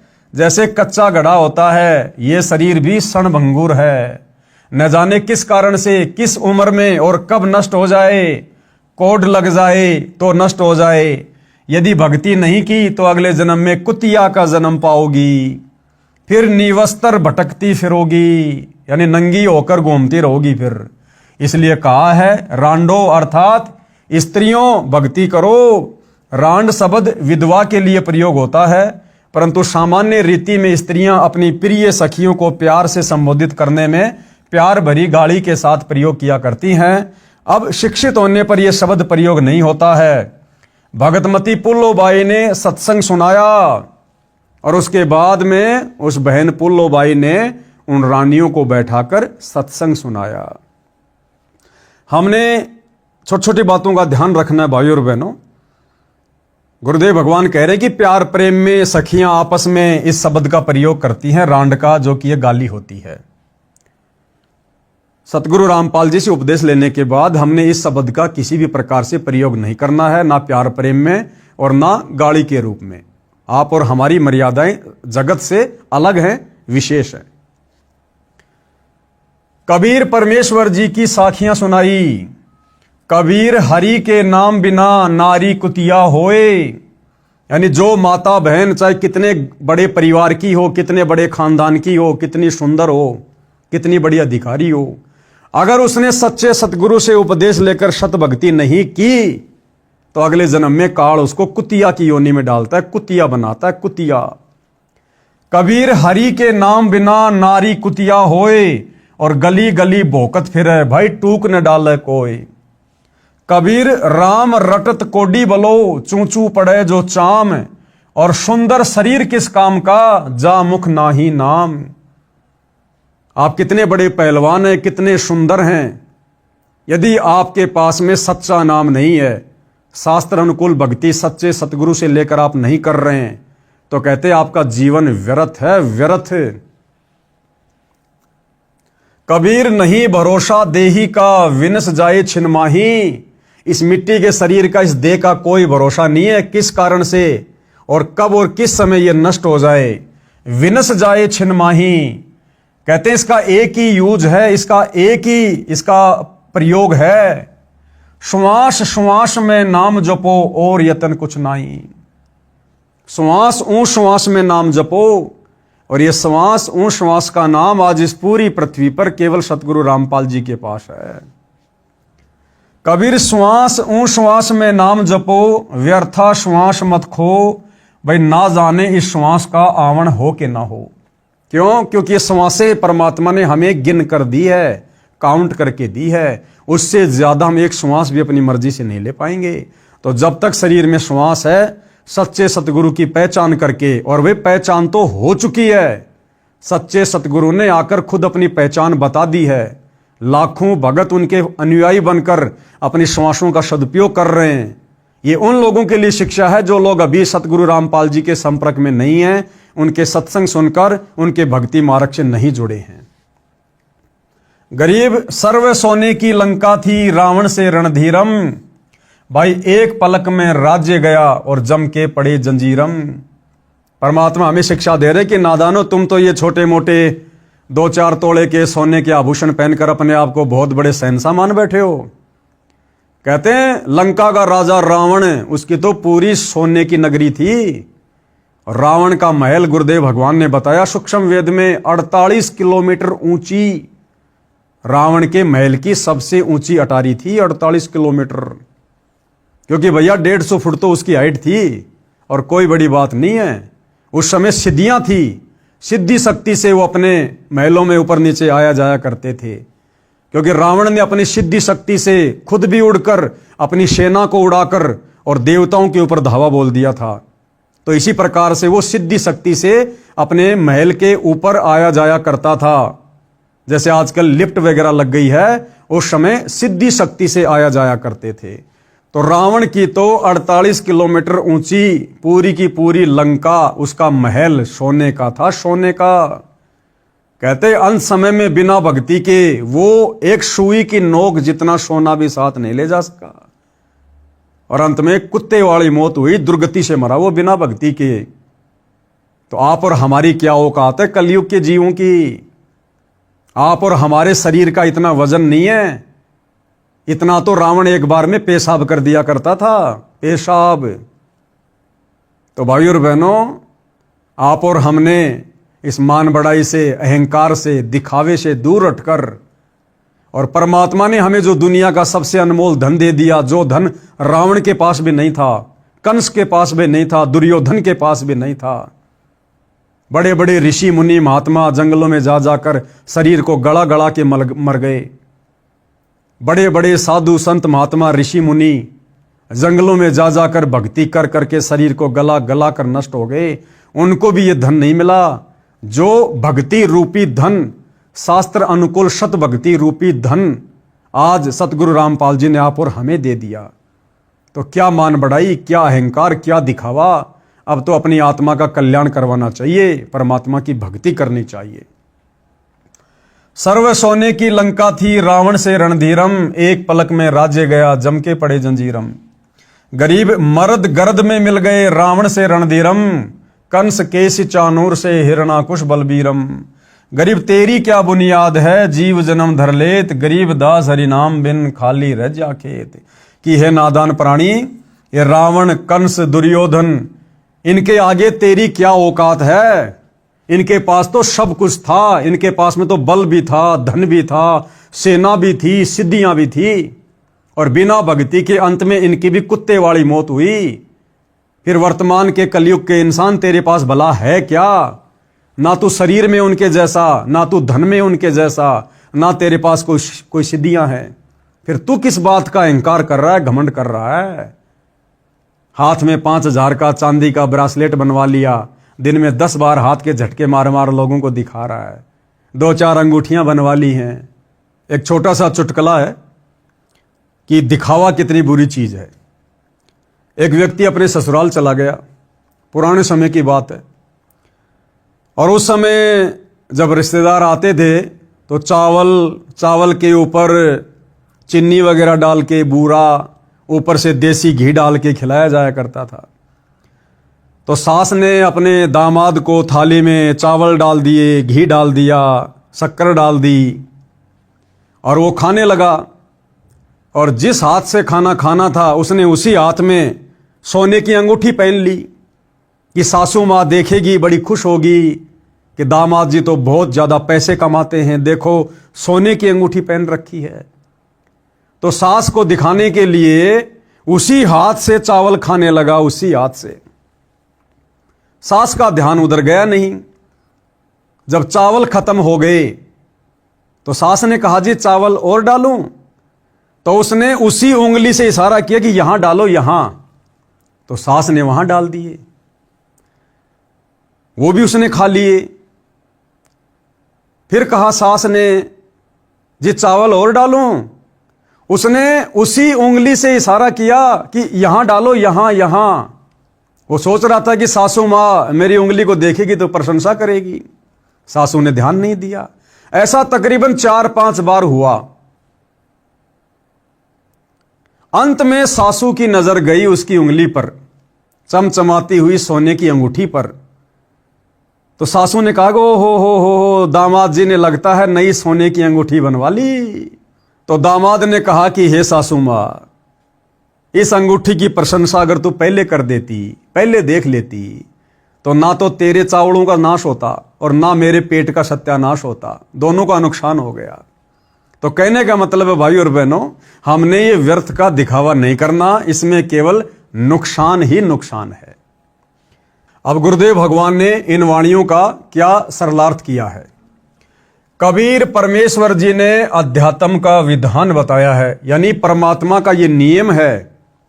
कहा है कि जो स्त्री भक्ति नहीं करती वह अगले जन्म में कुतिया का जीवन प्राप्त करके गली गली भोंकती फिरती है। कोई उसको भोजन का टुकड़ा भी नहीं डालता।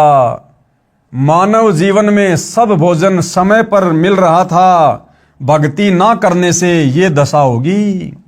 फिर ये दुर्गति होती है उन बड़े बड़े घरानों की, बड़े बड़े परिवारों की बहन बेटियों की, जो सत्संगों में नहीं जाती, जो शास्त्र अनुकूल सत भक्ति नहीं करती। फिर आगे चलकर अगले जीवन में वो कुतिया बन के नंगी घूमती हैं, नंगी एक रोटी के टुकड़े के लिए टकटकी लगा के बैठी रहती हैं। परमात्मा की भक्ति कुष्ठ रोगी क्या होता है? जिसके शरीर की खाल भी कट कट कर गिर रही है, उससे रक्त निकल कर गिर रहा है। कहते अगर ऐसा व्यक्ति भी परमात्मा की भक्ति करता है तो बहुत अच्छा है। भक्ति करने से उसका कुष्ठ रोग भी ठीक हो जाएगा और उसका भविष्य भी उज्जवल होगा। और जो भक्ति नहीं करता वो चाहे सुंदर शरीर वाला भी क्यों ना हो, उसका सुंदर स्वस्थ शरीर किसी काम का नहीं। इस जन्म में भी रोगी हो जाएगा, अस्वस्थ हो जाएगा, और मरने के बाद गधे कुत्ते के शरीर मिलेंगे, कुत्ता बनेगा, पूरे शरीर पर खुजली होगी, कीड़े पड़ेंगे। ऐसी दुर्गति उन व्यक्तियों की होती है जो व्यक्ति मनुष्य शरीर में सत भक्ति नहीं करते। आगे परमात्मा कहते हैं इस मानव शरीर का कोई विश्वास नहीं है कि यह कब तथा किस कारण से नष्ट हो जाए। इसे बचाकर नहीं रखा जा सकता। इसका एक उपाय है, भक्ति करो, इतना सुमरण करो कि एक श्वास भी नाम के जाप बिना खाली ना जाए। श्वास छोड़ते समय तथा लेते समय प्रत्येक श्वास में नाम जाप करो। यानी श्वास ऊ श्वास में नाम जपो, व्यर्था श्वास न खोए। श्वास को नाम के जाप बिना व्यर्थ में ना खो। इस श्वास का ज्ञान नहीं है, ये अंदर गया है तो बाहर आएगा कि नहीं आएगा। इसलिए गफलत ना करके भक्ति में लग जाओ। यदि आपके पास धन है और सुविधाएं भी हैं, इनके कारण भक्ति करना कभी मत भूलना। श्रीलंका के राजा रावण के पास अत्यधिक धन था। उसने सोने के मकान बना रखे थे और खुद भी योद्धा था, परंतु श्री रामचंद्र के साथ युद्ध हुआ, मारा भी गया और वो सोना भी लूट लिया गया और राज्य भी गया। ये सब एक पलक में हो गया। यानी राम जी के तीर से मारा गया, कुछ ही समय में सब कुछ नष्ट हो गया तथा यम के दूत यानी मृत्यु देवता के नौकर उस रावण को जंजीरों में बांध कर ले गए, नरक में डाला गया। वो रावण, जिस रावण ने ऊपर के लोकों पर आक्रमण करके 33 करोड़ देवी देवताओं को अपनी कैद में डाल रखा था, मृत्यु के बाद सत भक्ति ना करने के कारण उस रावण की ऊपर यमलोक में फिर दुर्गति हुई, नरक में डाला गया। नरक में यम के दूत मरने के बाद जंजीरों में जकड़ कर ले गए, जंजीरों में।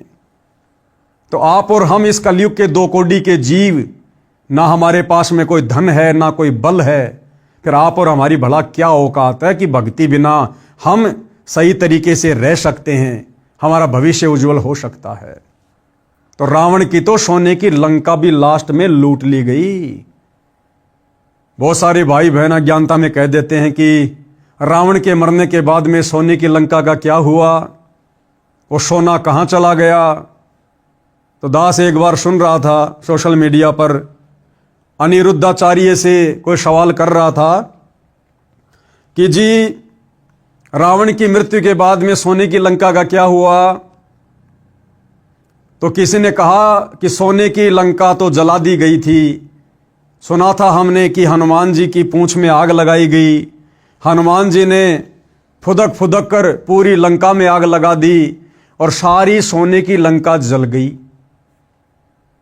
तो फिर किसी ने सवाल किया कि जी हमने सुना सोना तो कभी जलता ही नहीं है, सोना तो जलता ही नहीं है। फिर वो अनिरुद्धाचार्य चुप हो गया। फिर वो कहने लगा कि वो सोना जब वो पिघला तो वो समुद्र में जाके बह गया। यानी अपनी बात को किसी भी प्रकार से नकली धर्मगुरुओं ने ऊपर रखना है, लेकिन भाइयों और बहनों यथार्थता क्या थी ये परमात्मा ही बता सकते हैं। तो सतगुरु रामपाल जी ने सच्चाई बताई कि रावण की मृत्यु के बाद वो सोने की लंका का क्या हुआ। गुरुदेव ने बताया कई करोड़ों की संख्या में वानर गए हुए थे श्री रामचंद्र जी की ओर से युद्ध करने के लिए, और जब रावण मर गया उसके बाद में वो वानर सोने को उठा उठा कर ले आए थे। कोई 2 किलो लाया, कोई 5 किलो लाया, कोई 10 किलो लाया। इस प्रकार से वो सोने की लंका को लूट लूट कर लेकर आ गए थे। रावण जैसे मर्दाने यानी सूरवीर मिट्टी में मिल गए तथा मथुरा का राजा कंस, उसका प्रसिद्ध पहलवान चाणूर, कंस का नौकर केसी रूपधारी राक्षस तथा हिरण्यकशिपु जैसे बलवान भी भक्ति बिना जीवन व्यर्थ कर गए। हे सामान्य प्राणी, तेरी क्या बुनियाद यानी तेरी क्या औकात है? तू किस आधार से बचेगा? तू कर्मों के अनुसार भिन्न भिन्न जीवों के शरीर धारण कर लेता है। संत गरीबदास जी ने परमेश्वर कबीर जी के बताए ज्ञान से कहा है कि भक्ति ना करने से तेरे को ऐसे हानि होगी जैसे किसान खेत में बीज ना बोने से भूखा मरता है, उसे कोई लाभ नहीं होता। इसी प्रकार इस मनुष्य शरीर में और इस समय परमात्मा धरती पर आए हुए हैं।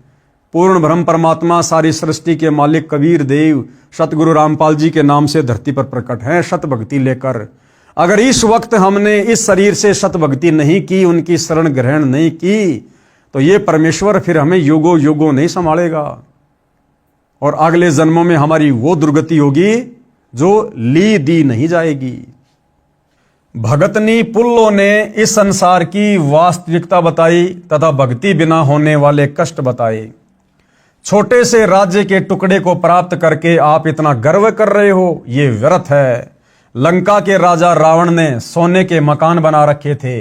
शत भक्ति ना करने से राज्य भी गया, सोना भी यहीं रह गया, नरक का भागी बना। राजा रानियों ने उपदेश लेकर भक्ति की तथा जीवन धन्य बनाया।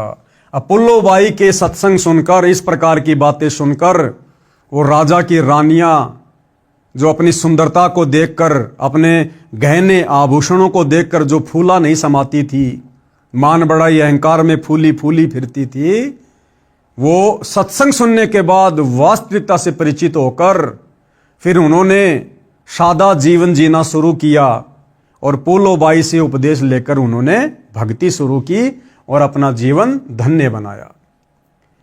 महाकष्ट मोल लेते हैं जो व्यक्ति भक्ति नहीं करते, दुनिया भर की बकवाद करते हैं, वो आगे चलकर महाकष्ट मोल लेते हैं। कैसे? एक व्यक्ति ने दीक्षा लेने के बाद बताया कि मेरे साले ने लड़की का रिश्ता करना था, लगभग 10 लाख के सोने के आभूषण बनवाए, कीमती सामान, कपड़े, फ्रिज, एसी, मोटरसाइकिल, सिलाई की मशीन आदि लाकर रखे, जो कानून से बचने के लिए लड़के वालों के घर विवाह से 1 महीना पहले देकर आने थे, क्योंकि विवाह के समय नहीं ले दे सकते, कानूनी गलत है, यानी कानून के आधार से दहेज लेना देना गलत है। इसलिए वो बचने के लिए और सारा का सारा सामान इकट्ठा करके ले आया और वो सामान उसने महीने भर पहले लड़के वाले के घर पर पहुंचाने थे। जिस दिन भेजने थे उसी रात्रि में 10-12 व्यक्ति आए, 4 व्हीलर लेकर गया था, सारा सामान लाद कर ले गए, यानी चोर आए और सारा सामान निकाल कर ले गए। घर वालों ने सोचा कि मंगतराम यानी साले का नाम सामान लेकर जा रहा है, सब सोते रहे। सुबह मंगतराम उठा तो घर खाली था, पता चला तो पेट पकड़कर बैठ गया, भेद भी नहीं लगा।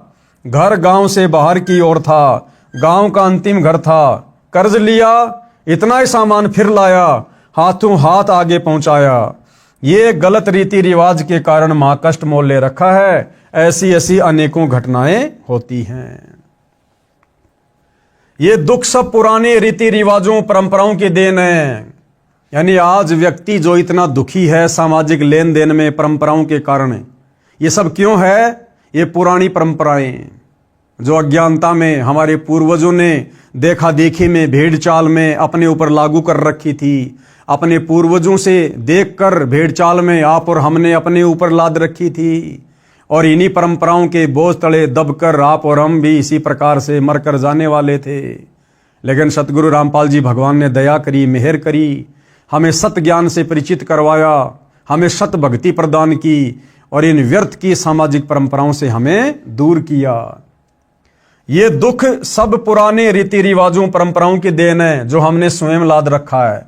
हम संत रामपाल जी के अनुयायी इसको नहीं लादते, यानी हम इन परंपराओं के चक्कर में नहीं पड़ते। ये दहेज लेना देना, दुनिया भर के आभूषण वगैरह, कपड़े लत्ते ब्याह शादी में बनवाना, ये पंडित का खर्चा करना, बारात वगैरह लेकर जाना, हम कुछ नहीं करते। बेटी का विश्वास परमात्मा पर दृढ़ करते हैं जो सत्य भी है कि बेटी जो तेरे भाग्य में होगा वो तेरे को मिलेगा। माँ बाप के लेने देने से तेरा जीवन नहीं चलेगा, तेरी जिंदगी नहीं चलेगी। अगर तू परमात्मा की भक्ति करेगी, मर्यादा में रहेगी, तो परमात्मा भला तुझे किस चीज के भरोसे रहने देगा? जो भगवान राजाओं को राज दे रहा है, देवताओं को देवपद दे रहा है, जब आप उस भगवान की भक्ति करोगी तो भगवान आपके लिए क्या कमी छोड़ देगा?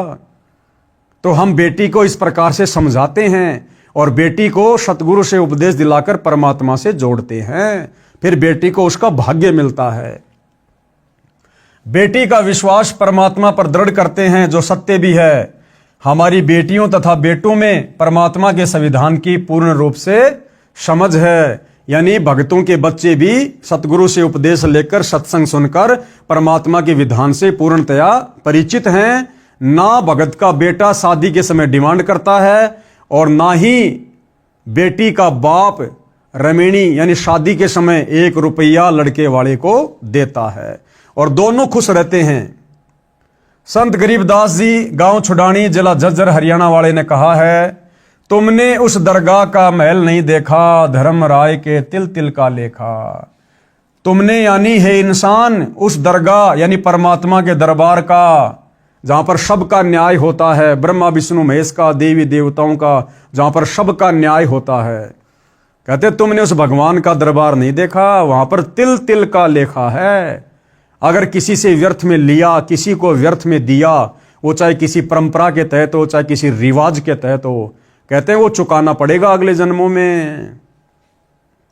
अर्थात संत गरीबदास जी ने कहा कि आपने धर्मराय यानी परमात्मा का न्यायाधीश का महल न्यायालय नहीं देखा, जहां पर एक एक तिल यानी दाने दाने पैसे पैसे का लेखा यानी अकाउंट होता है। एक कथा जो सब शंकाओं का समाधान कर देगी। अब इसी विषय पर गुरुदेव भगवान हमें एक कथा सुना रहे हैं।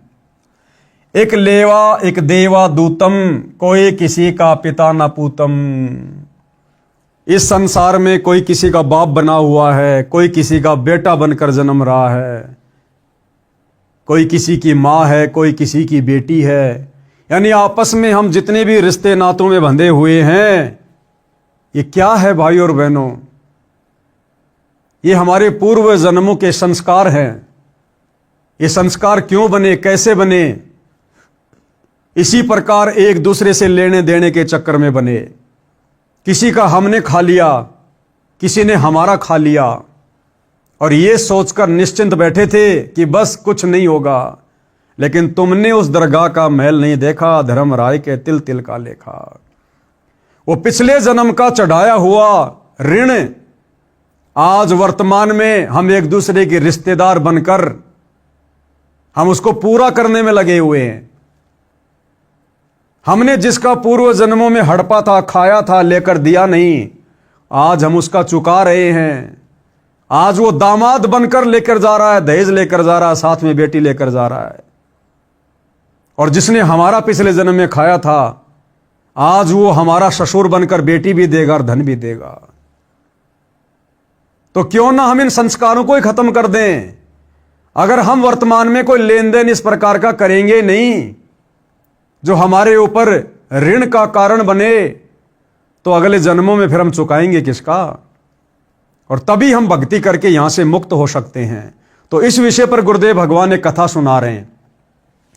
एक लेवा एक देवा दूतम, कोई किसी का पिता न पूतम। एक किसान के घर एक पुत्र उत्पन्न हुआ। पुत्र 8 वर्ष का हुआ तो पत्नी की मृत्यु हो गई। किसान के पास 16 एकड़ जमीन थी। कुछ वर्ष के बाद किसान ने दूसरी शादी की। उस पत्नी से भी एक पुत्र उत्पन्न हुआ। कुछ वर्ष पश्चात उस पत्नी की भी मृत्यु हो गई। किसान का प्रथम पत्नी वाला पुत्र 16 वर्ष का हुआ, उसका विवाह कर दिया। किसान की भी मृत्यु हो गई। इस कथा को समझने के लिए शुरू से थोड़ा ध्यान से समझना होगा। एक किसान था और उसको एक पुत्र उत्पन्न हुआ। जब उसका बेटा 8 साल का हुआ तो उस किसान की पत्नी की मृत्यु हो गई। किसान ने अपने छोटे बेटे के लालन पालन के लिए दूसरी शादी कर ली। दूसरी औरत से भी एक लड़का उत्पन्न हुआ और वो दूसरी औरत भी मर गई। यानी उस परिवार में बच गया किसान और किसान के 2 बेटे, जो कि किसान की दोनों पत्नियों से पैदा थे। बड़ा बेटा 16 साल का हुआ तो उसकी शादी कर दी गई। जब बड़े बेटी की शादी हुई तो किसान की भी मृत्यु हो गई। यानी अब उस परिवार में कौन बच गया? वो किसान का बड़ा बेटा, उसकी पत्नी और किसान का छोटा बेटा। 3 सदस्य परिवार में रह गए। छोटा लड़का 10-12 वर्ष की आयु में रोगी हो गया। अब उस बड़े भाई का जो छोटा भाई था वो 10-12 साल का होते ही रोगी हो गया। कुछ दिन उपचार करवाया। फिर बड़े भाई यानी मौसी का बेटा ने तथा उसकी पत्नी ने विचार किया कि उपचार पर क्यों खर्च किया, यदि मर गया तो इसके हिस्से के 8 एकड़ जमीन अपने पास रह जाएंगे। जब वो छोटा भाई ज्यादा बीमार रहने लगा, खर्चा ज्यादा होने लगा, तो उसके बड़े भाई ने और उसकी पत्नी ने मिलकर एक सलाह की कि क्यों हम इसके इलाज पर इतना ज्यादा खर्च करें।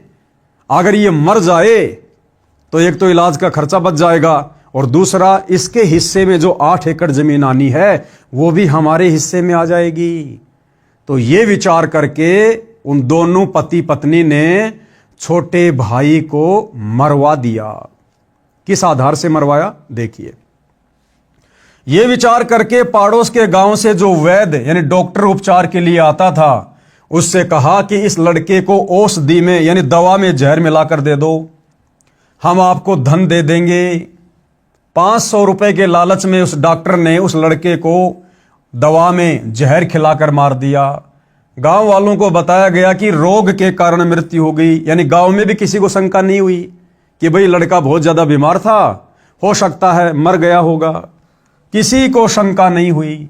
बच्चे की मृत्यु रोग के कारण हुई मान ली। उस मौसी के बेटे की मृत्यु के 1 वर्ष पश्चात बड़े भाई को पुत्र प्राप्त हुआ। अब जैसे ही वो छोटा भाई मर गया, उसको मरवा दिया गया, उसकी मृत्यु के 1 साल बाद उसका जो बड़ा भाई था और उसकी भाभी थी, उनको एक बेटा उत्पन्न हुआ। अब ध्यान देना भाई और बहनों, हम कैसे आपस में ऋण संबंधों में फंसे पड़े हैं। यहां कोई किसी का भाई नहीं, कोई किसी का बेटा नहीं, कोई किसी का बाप नहीं। पिछले जन्म का लेन देन पूरा करने के लिए आपस में हम जुड़े हुए हैं, और अंत में मरने के बाद सब अपने अपने रास्ते चले जाएंगे। ना बेटा बाप के साथ जाएगा, ना मां बेटी के साथ जाएगी। तो वो जब उसका छोटा भाई मर गया, जिसको मरवा दिया गया था जहर देकर, उसके मरने के 1 साल बाद में उसके बड़े भाई को एक लड़का उत्पन्न हुआ। उस मौसी के बेटे की मृत्यु के 1 साल बाद बड़े भाई को पुत्र प्राप्त हुआ। खुशी का ठिकाना नहीं रहा। बच्चे के जन्म की खुशी में जिमणवार लंगर किया, पूरे गांव में मिठाई बांटी गई। उसके पश्चात कोई संतान नहीं हुई। इकलौते पुत्र को प्रेम से पाला, अच्छा घी दूध दही खिला पिलाकर हष्ट पुष्ट कर दिया।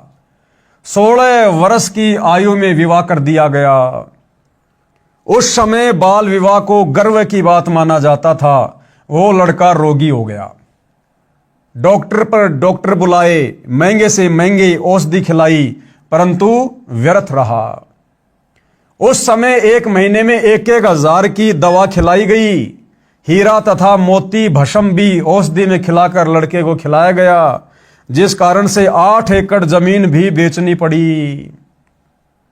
जिस 8 एकड़ जमीन के चक्कर में उस बड़े भाई ने छोटे भाई को मरवा दिया था, अपने बेटे के इलाज पर वो 8 एकड़ जमीन भी बेचनी पड़ गई। और भाइयों और बहनों, वो लड़का कौन था जो उस घर में पैदा हुआ था? वो उसका वही भाई था जो उन्होंने जहर देकर मरवा दिया गया था। वो अपना बदला लेने के लिए फिर से वापस उसी घर में उसके बेटे के रूप में जन्मा, जिस कारण से 8 एकड़ जमीन भी बेचनी पड़ी। परंतु रोग घटने की बजाय बढ़ता ही चला गया और अंतिम दिन आ गया। लड़के का पिता चिंतित अवस्था में पुत्र के पास बैठा था। उसी समय लड़का बोला, भाई साहब। उसका बेटा अपने बाप को क्या कहता कि भाई साहब। अब वो बाप ने सोचा कि बेटा बहुत ज्यादा रोगी हो गया, दिमाग से डिस्टर्ब हो गया, लगता है पागल हो गया, मुझे पहचान भी नहीं रहा। अपने पिता को कह रहा है भाई साहब।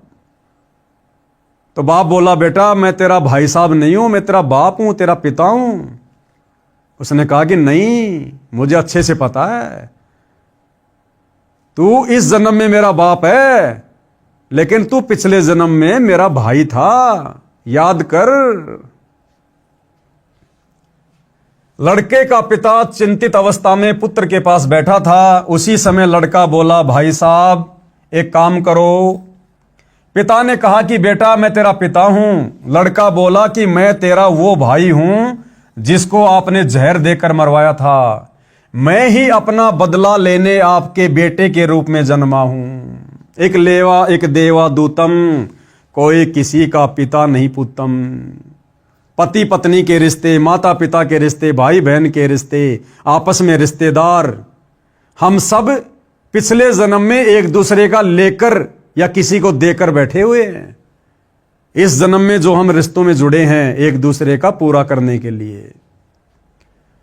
उस लड़के की माता जी भी वहीं विराजमान थी। लड़का बोला कि 8 एकड़ जमीन मेरे हिस्से की थी, वो मैंने वसूल कर ली कि तुमने मुझे जो मरवाया था ना जहर देकर 8 एकड़ जमीन के चक्कर में, देख, इस जन्म में तेरा लड़का बनकर और रोगी होकर मैंने अपने इलाज पर मेरे हिस्से की 8 एकड़ जमीन बिकवा दी, मेरा हिस्सा मैंने पूरा करवा दिया। अब केवल कफन तथा लकड़ियों का हिसाब शेष है, यानी अब मेरी मरने की तैयारी है, कफन का और लकड़ियों का हिसाब किताब और बाकी है, वो पूरा कर लो, उसकी तैयारी करो। ये बात सुनकर पिता और भाई का मुख फटा का फटा रह गया। अब ये बातें सुनकर वो तो हक्का बक्का रह गए कि भैया ये बात तो हमारे अलावा किसी को पता ही नहीं थी, इस बच्चे को कहां से पता चली। तो उनका भी पक्का यकीन हो गया कि ये तेरे घर में जो लड़के के रूप में जन्मा है ये तेरा वही भाई है। ये बात सुनकर पिता और भाई का मुख फटा का फटा रह गया। अपने किए पर दोनों पति पत्नी ने पश्चाताप किया। परमात्मा का विधान अटल है। कौन सा विधान? एक लेवा एक देवा दूतम, कोई किसी का पिता न पुतम, ऋण संबंध जुड़े सब नाता, अंत समय सब बारह बाटा। बड़े भाई ने पुत्र रूप में जन्मे छोटे भाई से प्रश्न किया कि हमने लालच में आकर जो पाप किया हमें तो परमात्मा ने फल दे दिया। क्या फल दे दिया? कि हमारे तो तू एक ही बेटा था, उसके बाद कोई संतान हुई नहीं, तो हमारा तो कोई खानदान कोई वंश चलाने वाला भी नहीं मिला, बुढ़ापे में हमारी कोई सेवा करने वाला भी नहीं बचा, तो हमें तो हमारे किए का फल मिल गया। अब भाइयों और बहनों, ये फल तो केवल यहां मिला। उस कर्म की जो मुख्य सजा है, जो बड़ा दंड है, वो तो शरीर छूटने के बाद धर्मराज के दरबार में नरक में डालकर मिलेगा। हमें तो परमात्मा ने फल दे दिया। जिस मकसद के लिए आपकी जान ली थी वह 8 एकड़ जमीन गई तथा अन्य संतान है नहीं, और ये शेष जमीन कोई और ही लेगा। हमारा तो नाश हुआ सो हुआ, ये तो होना ही चाहिए था। यानी उनको भी फिर दुख हुआ, पश्चाताप हुआ जो कर्म उन्होंने किया था। परमात्मा ने न्याय किया, परंतु जो लड़की आपकी पत्नी रूप में आई थी, इसने कौन सा अपराध किया है जिस कारण से यह सती प्रथा के तहत आपके साथ जिंदा जलाई जाएगी? अब उसके बड़े भाई ने क्या कहा कि भाई हमने जो किया उसका फल तो हमें परमात्मा ने दे दिया, हमारे तो परिवार का सत्यानाश हो गया, वंश चलाने वाला भी कोई नहीं बचा। 8 एकड़ जमीन जिसके लिए तेरे को मरवाया था वो तेरे इलाज पर खर्च हो गई। 8 एकड़ हमारे हिस्से की, हमारे संतान है नहीं, तेरे मरने के बाद भाई बंधु खाएंगे पिएंगे उसको। लेकिन एक बात बता, हमने जो किया उसकी सजा तो हमें भगवान ने दे दी, लेकिन भाई तेरी शादी करके जो ये लड़की घर में आई हुई है, अब तेरे मरने के बाद में सती प्रथा के तहत इसको भी तेरी चिता पर जिंदा जलाया जाएगा। मुझे यह बता कि इसको कौन से कर्म की सजा मिलेगी? तो लड़के ने क्या बताया? इसके साथ भगवान ने अन्याय किया है। छोटा भाई उर्फ बेटा बोला कि मेरी मौत के 2 वर्ष पश्चात वो डॉक्टर भी मर गया था जिसने मुझे 500 रुपए के लालच में जहर देकर मारा था। ये पत्नी वही डॉक्टर वाली आत्मा है। अब इसको वो फल मिलेगा कि जिस डॉक्टर ने 500 रुपए के लालच में आकर और मुझे दवा में जहर देकर मारा था ना, मेरी पत्नी के रूप में वही डॉक्टर वाली आत्मा आई हुई है। अब इस नादान को उस 500 रुपए के लालच में जो इसने मुझे मार दिया था, अब इसको मेरी चिता पर जिंदा जलाकर मारा जाएगा। तुमने उस दरगाह का महल नहीं देखा, धर्मराज के तिल तिल का लेखा। अब ये जिंदा जलाई जाएगी। उस समय सती प्रथा जोरों पर थी।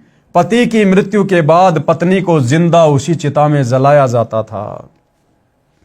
अब समझाना क्या चाहते हैं भाई और बहनों हमें गुरुदेव भगवान? प्रिय पाठकों, विचार करो, परमात्मा की दृष्टि से कुछ नहीं छुपा है। जैसा करेगा वैसा भरना पड़ेगा।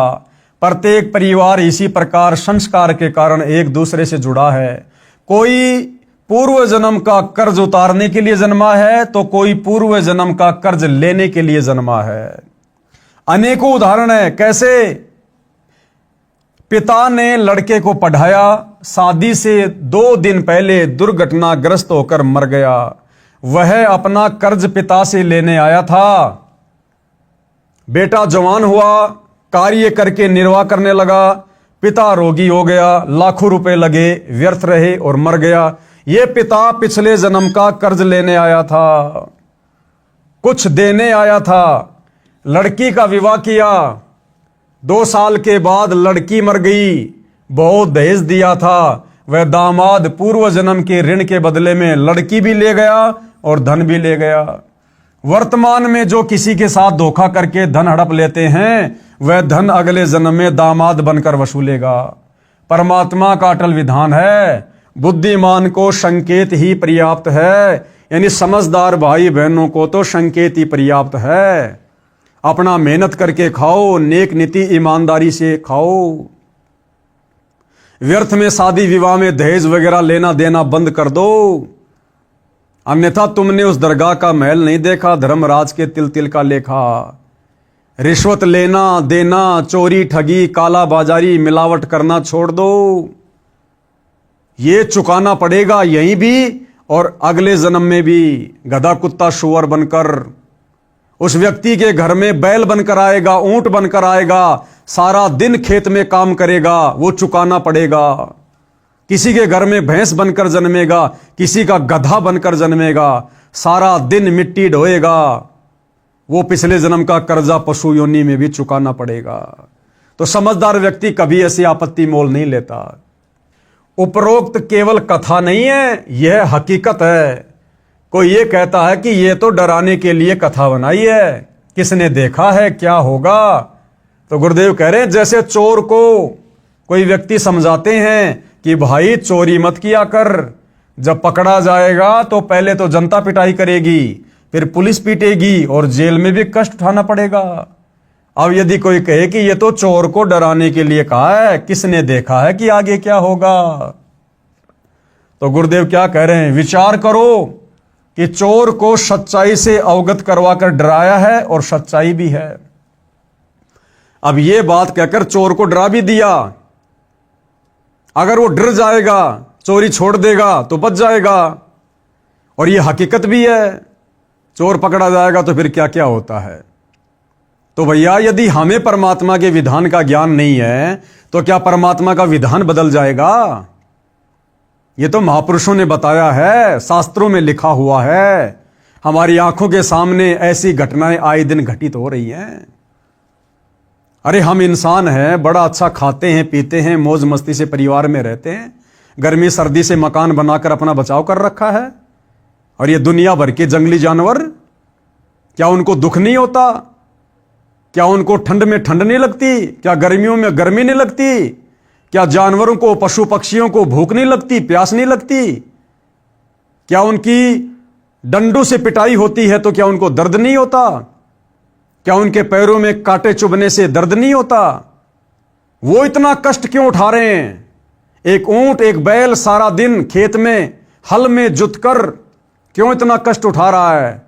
क्यों उसके नाक में रस्सा डालकर खींचा जाता है? हमारे नाक का बाल भी उखाड़ दिया जाए तो कितना दर्द होता है।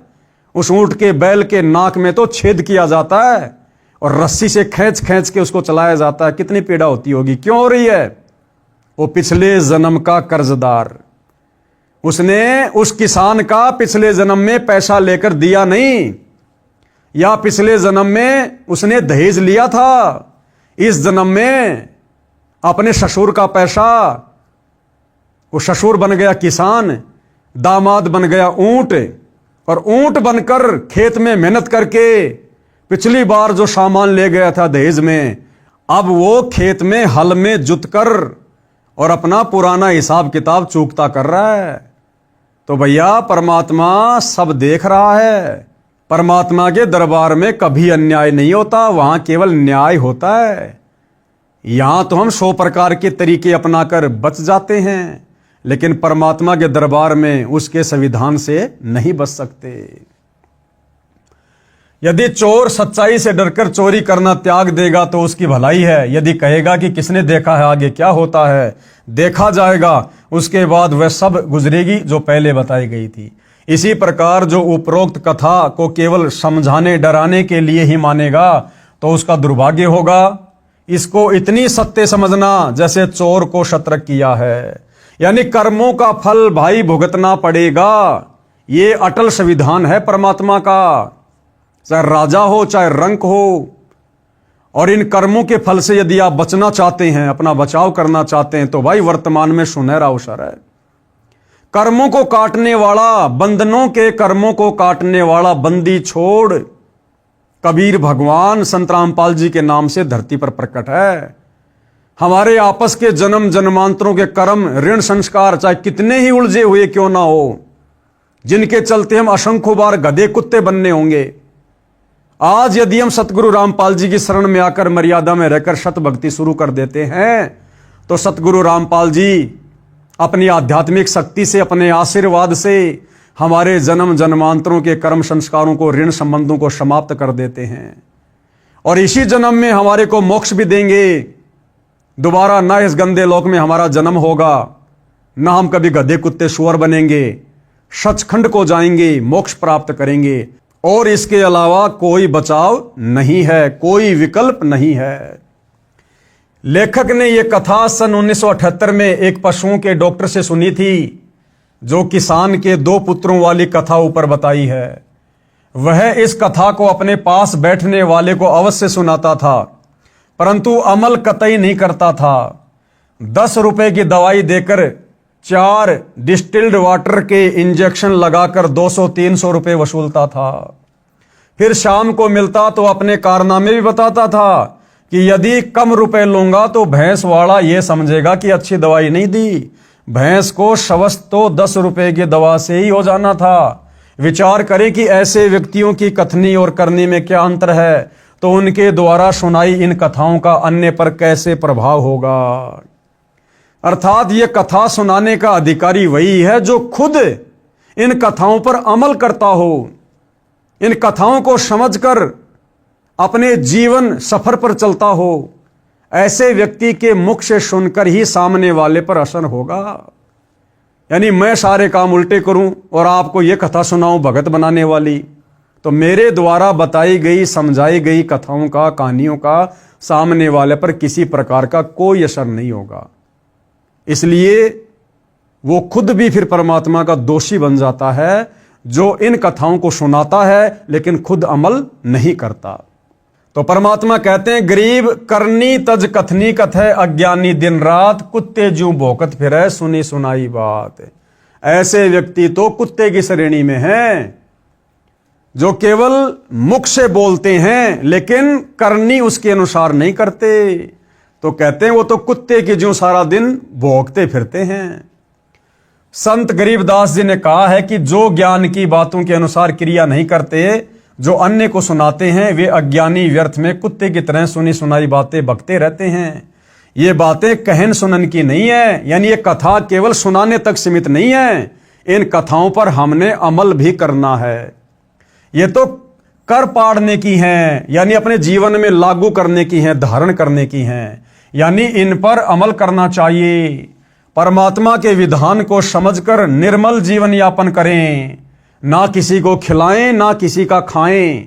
हाँ, आपत्ति में किसी की मदद करना कोई बुरी बात नहीं है, लेकिन धोखाधड़ी करके किसी का रुपया हम ना हड़पें ना खाएं।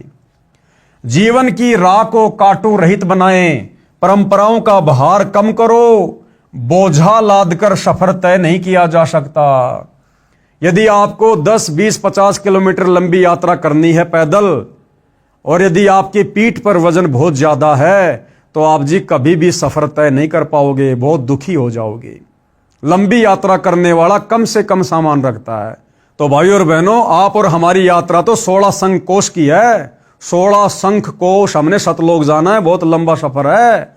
यदि हमने इन परंपराओं का बोझ अपने ऊपर से नहीं उतारा, शादी विवाह में दुनिया भर का खर्चा, दिखावा, लेना देना, त्योहारों के समय दुनिया भर का लेना देना, दिखावा, यदि हमने इन परंपराओं का, रीति रिवाजों का, कुरीतियों का, त्योहारों का वजन, ये बोझ अपने ऊपर से नहीं उतारा, तो हम कभी भी सतलोक की इतनी लंबी यात्रा पूरी नहीं कर पाएंगे।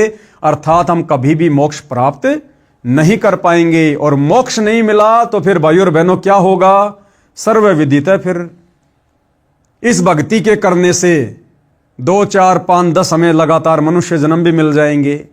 वो जन्म भी हमारे साफ सुथरे होंगे, कोई दिक्कत नहीं है, क्योंकि वर्तमान में हमने भक्ति की है, सतनाम का जाप किया है, सच्चे सतगुरु को दान धर्म किया है, तो परमात्मा किसी का रखता नहीं है, ठीक है। लेकिन उसके बाद क्या होगा, क्योंकि मोक्ष तो हुआ नहीं, हमारी भक्ति खर्च होगी, फिर हमें 84 लाख योनियों में भी जाना पड़ेगा। अगर कभी मनुष्य जन्म मिला तो किसी गरीब के घर में, निर्धन के घर में मिलेगा। और हमने जो संस्कार युगों युगों से बिगाड़ रखे हैं, फिर वो सारा लेन देन हमने खुद ही करना पड़ेगा। किसी का गधा बनना पड़ेगा, किसी का सूअर बनना पड़ेगा, किसी का बैल बनना पड़ेगा, सारा दिन खेत में काम करना पड़ेगा, ईंटों के भट्ठों पर गधा बनकर सारा दिन ईंटें ढोनी पड़ेंगी। फिर हमारा जीवन, हमारा भविष्य नरक बन जाएगा, नरक। तो भाइयों और बहनों, ऐसी आपत्ति को दुर्बुद्धि प्राप्त प्राणी मोल लेता है। बाकी जिसको सच्चे सतगुरु के सत्संग मिल गए, ये सतज्ञान मिल गया, धर्म कर्म की अगली पिछली अगम निगम की जानकारी हो गई, वो आत्मा कभी भी इन परंपराओं में पढ़कर, व्यर्थ के रीति रिवाजों में पढ़कर, त्योहारों के चक्कर में पढ़कर, एक दूसरे से फालतू के लेन देन के चक्कर में पढ़कर अपने जीवन को बर्बाद नहीं करेगी। केवल अपने गुरुदेव के बताई गई सत भक्ति को मर्यादाओं में रहकर अध्यात्म में आगे बढ़ेगी, तभी हमारा जीवन सफल होगा। तो भाइयों और बहनों, आज के इस वीडियो में केवल इतना ही। पुस्तक धरती के ऊपर स्वर्ग, इस पर आज हमारा ये 3रे नंबर का वीडियो था। कल गुरुदेव के आशीर्वाद से सेवा में फिर हाजिर होंगे। तब तक सभी भाई बहन गुरुदेव से आज्ञा लेते हैं। बंदी छोड़ सतगुरु रामपाल जी भगवान की जय हो।